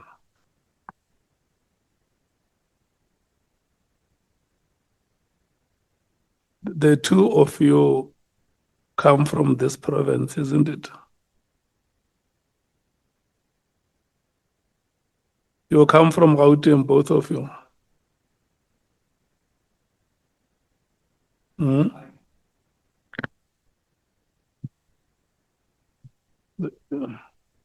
I am from Lavendale, Chairperson, 7945, up the road here. In the Cape Flats. Yes, Chairperson, where legends are born. Honorable James comes from the same place. No, I think she's from Elders, Chairperson. But she can answer that. Don't let me answer for her. No, but I want before I get accused of. No, you said she will answer. That's what I'm saying. She can answer. Honorable James, you come from this province. Proudly from Eldorado Park, Gauteng. Oh. And then Honorable Adams, you come from Western Cape, Cape Town, Chief. So when we are here, you are our host. Okay, Chairperson. Can you be a good host to us and show us the receptiveness of the people of the Western Cape? Chairperson, you know the culture of the Western Cape, Chairperson, is to be a reflection of what stands before you. Yeah, So Chairperson, I did not raise my voice once. I mean, I get screamed at here like I'm in grade 3. saying to you that can you show us your warmth and the receptiveness Yes, Chairperson, of the people of the Western Cape? But the people of the Western Cape don't allow them to get talked down to or screamed at, Chairperson. That's not in our culture. No. Are you able to do that? I can try my best, Chairperson, but you know what? You are talking to me. It's reciprocal, Chairperson. You are not talking to Honorable James. No, Chairperson, You but are talking. 100%, my leader, my benevolent Chairperson. Are you able to show us the warmth? But Chairperson, it's reciprocal. It has to come from both To make sides. us feel the warmth and Sure, Chairperson. show us the receptiveness We got ourselves a game. of the Okay, people of the Western. no problem, Chairperson. Honorable James, we are visitors in this province. It's not our province of origins. Can we also demonstrate that we are visitors in this province? Because the two of you, the way you are engaging, you are engaging like you come from the same township. You are used to the Chief. Popesal dance language. I'm going to take great offense on what you are saying. Don't paint Point us of order, Chair. the same brush. That's not right. Point of order, Chair. I'm extremely patient with Mr. Adams. I'm actually trying to paint a picture here. I understand his frustration. But if you don't say the things that Mr. Adams wants to hear, you have him behaving like that. I understand where he comes from, but I'm allowed to my view and my opinion. But this platform is not about our views and our opinions. It's about bringing facts. It's about bringing evidence. Yes, I'm trying to calm both of you. Chairperson. Calm. I have been And calm. I wanted you to understand that the two of you, This is not going to end well. the two of you cannot stand. This is not going to end well, Chair. No, wait. The two of you. Chairperson, the two of you- Chairperson, we were having a discussion about how we're going to patch this, and there she goes again. Now, I'm tired of hearing how people are dying of drugs. No. And then when Mkwanazi stops the drug bust, then it's okay because he's the provincial commissioner. So if she wants to come hard, let's go. Come, let's go. When I address, Chairperson, it's fine. I'm not asking for peace. Let's go. I came for war. when I address you, you want to behave yourselves like this. Honorable Malema and Honorable Sols. But thanks, Chairperson. Honorable Adams, please, you must act with restraint. You might be an honorable member, but you are appearing on a different cap where you are now. And the only thing you can do is to act with restraint and respect members of parliament. Because if they are being disrespected by other members of parliament, you are eroding the authority of this committee. Whereas you speak over the chairperson. So I can see if you have a problem with Honorable James, what is the problem with the chairperson? Because chairperson speaks, you speak on top of his voice. It's not done. Let Honorable James say whatever she wants to say. I was saying to Honorable Mateis, you know, politics are a boxing ring. You throw a punch, they're going to throw punches at you. When we speak for long, defending and protecting what you are right to do, whatever you wanted to do, you don't interrupt us. But if she says something you don't like, you interrupt her. Not everybody is going to say what you like here. You're going to sit there and listen to her. And then at an appropriate moment, you'll respond to her. We're not here to get praises or criticism. It goes different ways. All it needs, it's a man who can take punches. And a man, I mean both women and men. So, Chair, I think, please, let's respect the chairperson. When he calls order, we must all come back to order and not challenge his authority over this meeting. It's late in the night, and Honorable James is probably the last one, and unless Honorable Skosana decides to raise his hand. But so far, we are safe. Honorable Sols. No, Honorable James and Honorable Adams. Ons sê altyd ons hoor mekaar. Ons kinders watch ons. Honorable James, Honorable Adams has a right to her position. When she says what she says and when she uses her time to say what she sees in the evidence, she has a right to say that. You might disagree. Allow her to finish. then you respond. And equally so, Honorable James needs to allow you to respond. And you have your belief. But the way we do it, kom ons onthou net, ons het 'n groter responsibility. Ons se kinders kyk ons. And then chairperson, I know, knowing your heart, I know you didn't mean bad. But when South Africa watches us and you make statements like what you made earlier in reference to what it looked like and the narrative that is out there about coloreds and how they speak to each other, that was very offensive. And I would ask you, Chair, to please retract that and apologize too, because we are working very hard to make, especially the classified colored people in South Africa, believe that we are part of this country. We are one nation. We are not some confused race. We are interracially infused. Let's not push narratives like that. So I implore you, Chairperson, to please do so. Thank you. No, you are very right, Honorable Member. The statement must not be misconstrued to mean exactly that, and I humbly retract it without any condition. Honorable Adams and Honorable James, I was supposed to be adjourning these proceedings by now. Can you please help us to go home?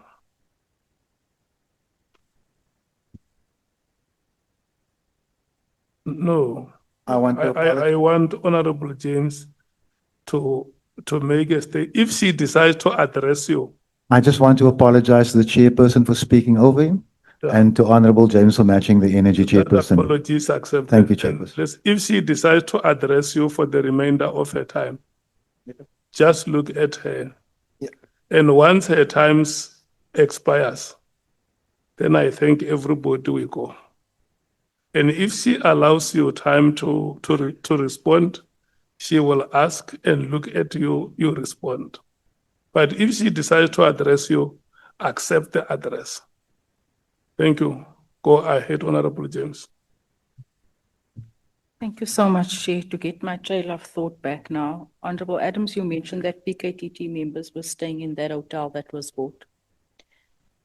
I put it to you, I've done some research, and I unfortunately cannot disclose exactly what, because it's part of crime intelligence operations. But I'm saying to you that on the 6th of December, that was the last date when certain members of the PKTT was in Gauteng. So I ask you, do you have any evidence that can prove the allegation that you made? Honorable James, how you get information from crime intelligence is not my business. But this is exactly what Mkwanazi wants me locked up for. But let me say to you, my intelligence information, not intelligence, my information is that those people are staying at the hotel every time they're in Gauteng. I'm saying to you that I am requiring that this committee gets its hands on the financials of that hotel and the truth will be told. We don't need to revisit that every 5 minutes. Simply ask for the ledger and there can be no lies in it. It is that simple. Thank you. Thank you, Mr. Adams. I think all we would have wanted was maybe some evidence or some form of paperwork or an annexure of that sort, and that would have been okay. I'm going to move on to my next question. With regards to withholding evidence, right? You opened cases, but you did not hand over the documents initially, right? Page 3 of your testimony. On what legal basis did you withhold alleged evidence from SAPS? Yeah, I couldn't cite you a legal clause, but it just made common sense to me not to hand the top secret document over to the very first policeman you come in contact with. All I wanted to do was to wait for the investigating officer who normally contacts you within 24 hours, and I was going to hand it over. Okay. The fact that General Peter Jacobs then found fit to do away with my documents is not exactly my fault. What, do you accept that opening cases without furnishing evidence could prejudice investigations? When I promise in my statement that I will hand over the information to the investigating officer, no, ma'am. Okay, here's the contrast. You accuse others of concealment and cover-ups, and yet you admit to withholding information and documents. I admit to withholding information to give to the investigating officer, unlike the people who I'm accusing who seem to have benefited financially. That is the difference. Allegations of Mr. Kat Matlala being a cash funnel, right? You say that you believe Mr. Matlala was a cash funnel for General Masemole. What documentary or what evidence, again, supports this statement? I believe my statement said that he's a cash cow for the corruption, for the corrupt top management of the SAPS. Again, do you have any evidence? Do you have any Pussycat Mat- affidavits? Do you have any reports? Do you have anything? By admitting that he gave Becky Cele a I'm bribe in a specifically war. referring to General Masemole. No, ma'am. Read it to me. You state you believe that Mr. Matlala was a cash Which funnel. clause is that? Page 11.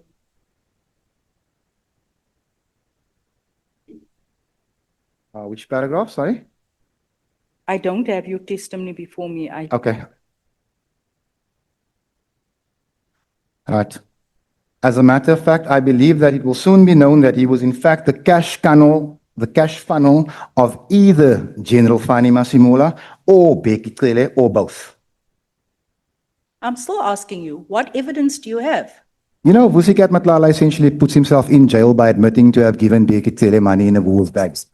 I'm giving you the evidence. I'm saying, yes, Here we we go. dealt with Mr. Adams. We dealt with Mr. Bekitele. We know that he gave you money, right? So I'm asking you about, you also mentioned General Masemole. So I'm asking, do you have anything on hand that can verify You that don't have my statement in front of you, so can I read it to you with understanding? Because whoever's feeding you information is only giving you half of it. Nobody's feeding me information. But then read the statement, because you have a copy of the statement. You're reading from your phone. You've just read page I 11. hold no brief or sympathy for Kat Matlala.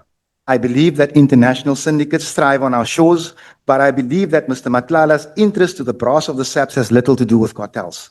As a matter of fact, I believe that it will soon be known that he was in fact the cash funnel of either General Fani Masemola or Becky Cele or both. That's what the statement says. Now, the reason Masemola becomes a part of this conversation for me is the 360 million rand tender that was awarded to this man, even when he knew it shouldn't have happened. The 50 million rand payment that was paid to this man, even when he knew it shouldn't have happened.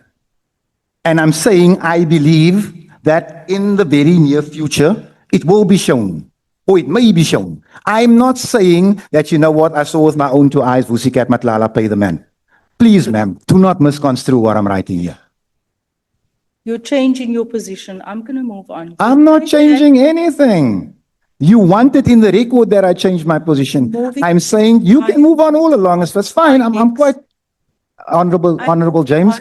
You are trying to twist my words here, and I am sticking to my story. Sorry, Chairperson. Honorable members.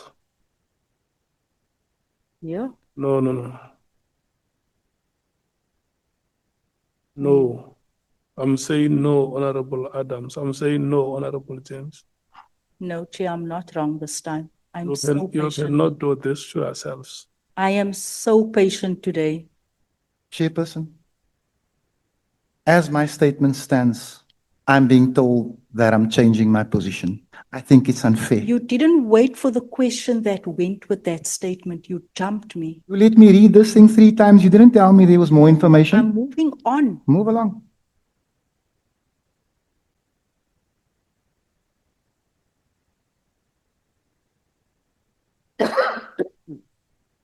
And we go ahead. Yes, please. Thank you, Chair. Change in your position, right? You state that you once admired General Kwanazi and believed that you should replace the National Commission. Am I correct? Okay, that's on page 13. What specific new evidence caused this complete reversal? You know, I used to watch General Mukanazi on TV. I love tough cops. So I love General Andre Lincoln. So I used to love General Mukanazi. Now, I know that the charges I laid is the reason why amongst others, General Kumalo and General Lushaba is arrested. And then this man calls that press conference like weeks later. But the things he says about the politician with the member of parliament with the top secret information and the politicians, especially members of parliament that are shielding cartels. I know this is not true. I know I've broken no law. Immediately my position on this man changes. Why wouldn't it? Imagine I was to accuse you of something you didn't do. Your position on me would change as well. So I've got no reason to bat this man. As a matter of fact, unless he gives us some type of proof of the stupid things he said on the 6th of July, he must come here and explain why else he called that press conference. Because everything that he said has now been discredited, in my view. Your change in position, is it factual in nature or, like you've said, a disagreement in narrative? The problem that I have is General Mkwanazi has provided no facts. None. That's the problem right here. And that is why we had witnesses before us that came with evidence. The Some of them. the problem that I have is so few witnesses actually came with evidence. Now we must remember something.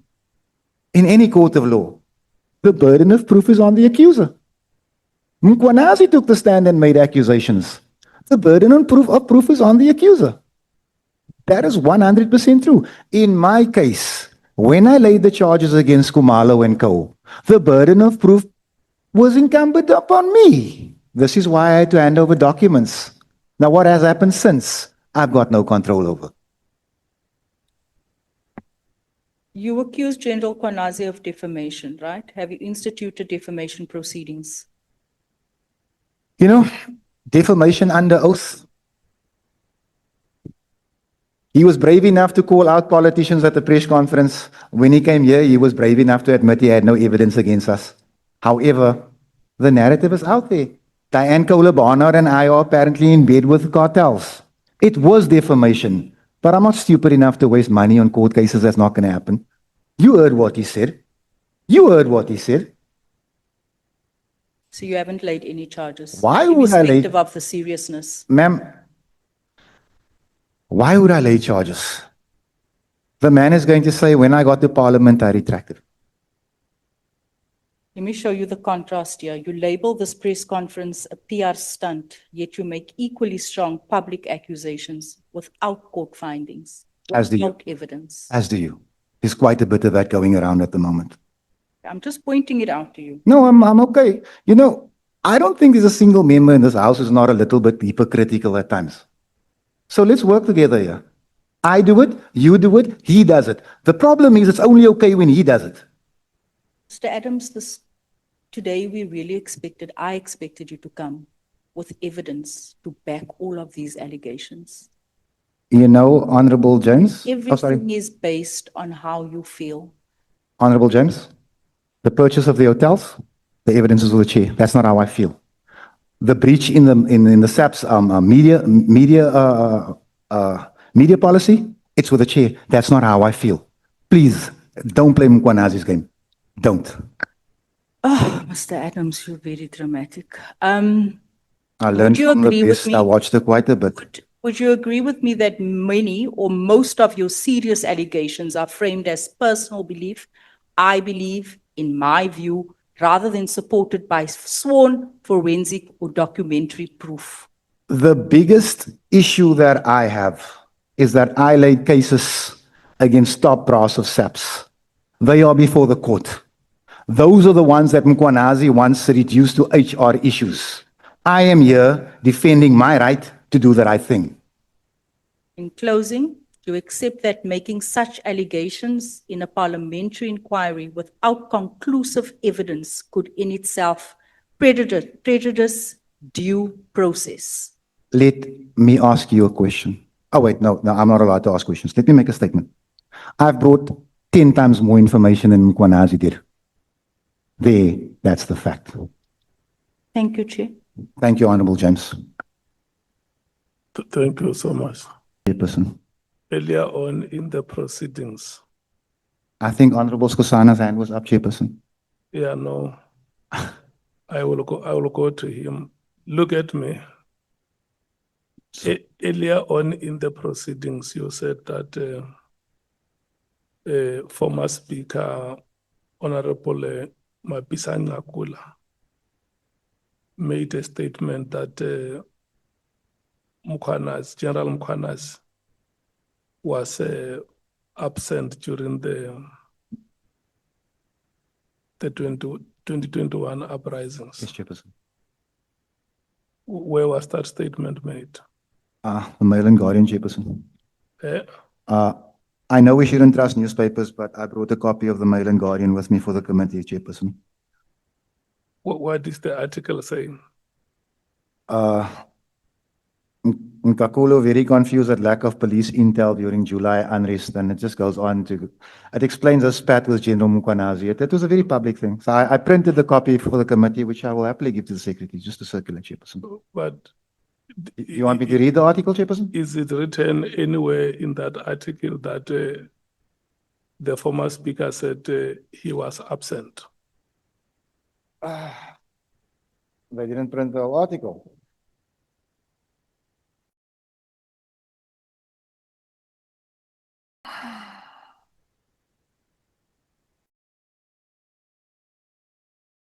This is not the whole article, Chairperson, but I can print the rest for you, and I'll email it to you tomorrow morning.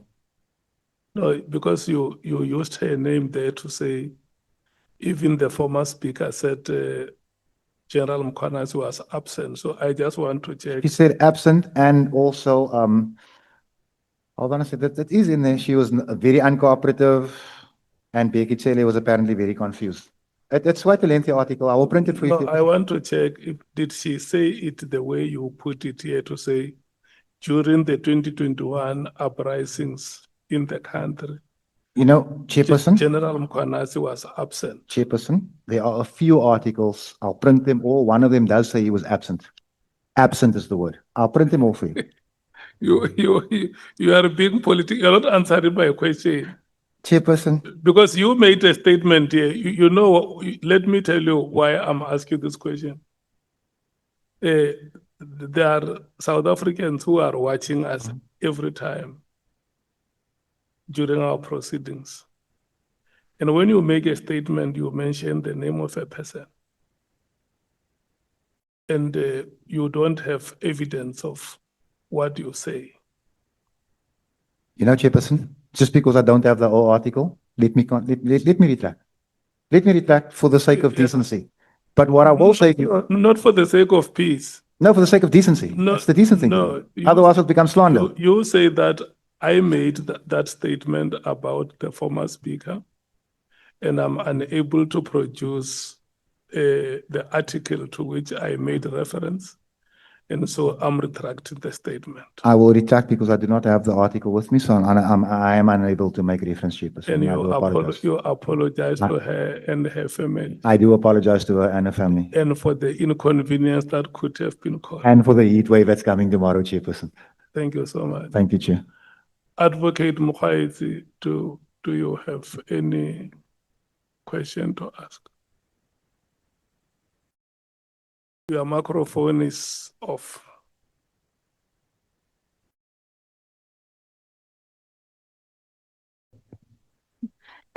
Yes, Chair, I do have two questions. So I'll be very quick. So first question is really, it's not a question, it's just a reminder, Mr. Adams, during your evidence in chief, I asked you about Brooklyn Police Station. Now, a lot has been said about what happened in Cape Town and what happened in Joburg. But the Brooklyn, we know that IDEC, you made also reference to charges that were laid at Brooklyn Police Station. You said you'll give us the background around I that. actually went back in my head and I was contacted by the IDAC. I forget the name of the form that I was, there's a forms, documents I had to come in and fill in for them to open the case with my permission and on my behalf. That's what happened at Brooklyn. Are you saying that they needed a charge to be laid in Brooklyn before they could open an investigation on your behalf? Not necessarily in Brooklyn. But there were documents I needed to come and fill in. It looks almost like a form that you get at Home Affairs, man. Lots of blocks. So I had to go there, fill that in, sign it, and that was that. No, but what does it have to do with opening up docket at Brooklyn Police Station? The IDAC, on my behalf and with my permission, went and opened the case. So they opened the Brooklyn Yes, case, ma'am. not you? No. Okay. Then the other question is, Orlando Station. Why did you choose to go all the way to Soweto to go and open up a case? I've always loved from Cape Soweto. Town? I've always loved Soweto. And I love driving past there. And I decided to go there. So you drove past all these stations? All those. So you're familiar with Orlando Station? No, I wouldn't say familiar because I actually had to look for it. But there's two places in Joburg I love driving past, and I've never actually had the opportunity to really go in Soweto and Alex. And I wanted to drive past, and so I went there. Okay, I have a third question. Oh, God. You've attached a statement from one of the accused persons of a cash in transit thing that happened, which related also to the death of Cindy Soul. And now in the statement, I'm not quite sure what the purpose of the statement was. And when we later go on to reflect on this, I just want to understand that we use the document for what you've intended, or at least we consider why you've included this in your bundle. At the very end of this statement, the deponent indicates that he says, with this statement, I want justice for the family of Cindy Soul and also for myself, and he wants the nation to know about his challenges with the criminal justice system. And so he goes forth about the things he wants. And the last paragraph, he says, what is upsetting is that I listened to a voice note from the ad hoc committee of General Mkonazi speaking to Shadrach and Kambinde, saying that criminal intelligence policemen must not be arrested even if they commit a crime. They must be placed elsewhere. And he said to not touch intelligence as they can burn the whole nation. What is the purpose of the statement and who was it intended for? I actually wouldn't be able to tell you, Advocate. No, that is not my deposition. That is something that I attached because it's something that I know about. I think he's upset because I think he was promised things if he kept his mouth. I think. I didn't ask. Remember, this man does not speak a word of English, and I don't speak 2 words of Zulu. So there was a problem there. But I think he's very upset with certain generals who made him certain promises to kill Sindiso. Now, you know what upsets me about the death of Sindiso? His mother was promised justice. That man is in a little cell. He can be fetched right now to confess. But what are we told? Oh, it's under investigation.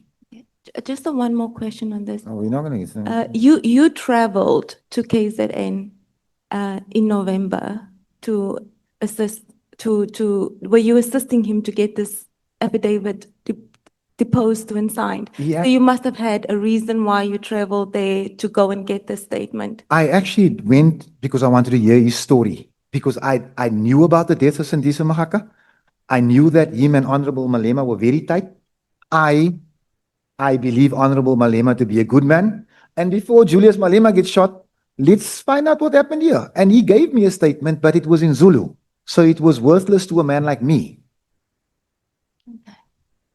Thank you, Honorable. Thank you, ma'am. Madam. Thank you, Chair. I'm done.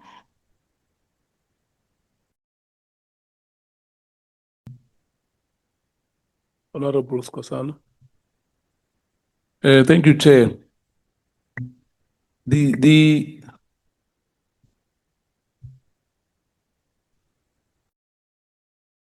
No. You know, I get irritated, Chair, when I have to speak and then he makes some gestures here. I need your protection. Who is that, Honorable Skosana? I've No, Chair. recognized. You gave me an opportunity here to speak and somebody is whispering behind me. Did you And I don't want to point him because he'll be embarrassed. But let me go on, Chair. I just want to make a statement to you that it should not be misquoted here that you should not open a case against anyone in this country. I'm as a member of parliament, I can do that. I've done that before. and I've been blamed by Minister Mkuno and General Zbia. I've done that. Now, the issue that we are here to test these allegations on Mr. Adams. You know, the way the way you obtain what you said to us, we are testing that. You know, but it should not be misquoted here to say, no, there's something wrong. No, there's nothing wrong. The issue which we are testing, like any other witness, is to find out the truth. Because as I'm sitting here, you know, I'll say ambiguous, perhaps it's an understatement. You know, I've got mixed feelings with your testimony. You know, you said many things. You know, we are testing everyone, and we are not casting aspersion. We want to get the truth, because we have to make a report as a committee to Parliament. Now, my last one was that you said, I wanted to find out who contacted you from IDEC. It was Brigadier, hij zei Perumal. Thank you. Thank you, Chair. Thank you so much. Do we still have any other honorable member who wants to speak? Okay, I don't see any hand. Honorable Adams and your beloved family and your comrades and friends, we want to thank you so much for coming and for having come and spent the hours that you did with us. We want to thank you so much. And on your behalf, I must thank these people for the support that they have given you. Thank you so much, honorable members. Chair, Tomorrow. I like the color of the file of Honorable Adams. Yeah. My second favorite color. Tomorrow, honorable members, is 10 o'clock. Thank you so much. The proceedings have come to an end at the same venue. Chairperson, am I dismissed? Am I dismissed? Yeah, you are released. You are no longer under oath.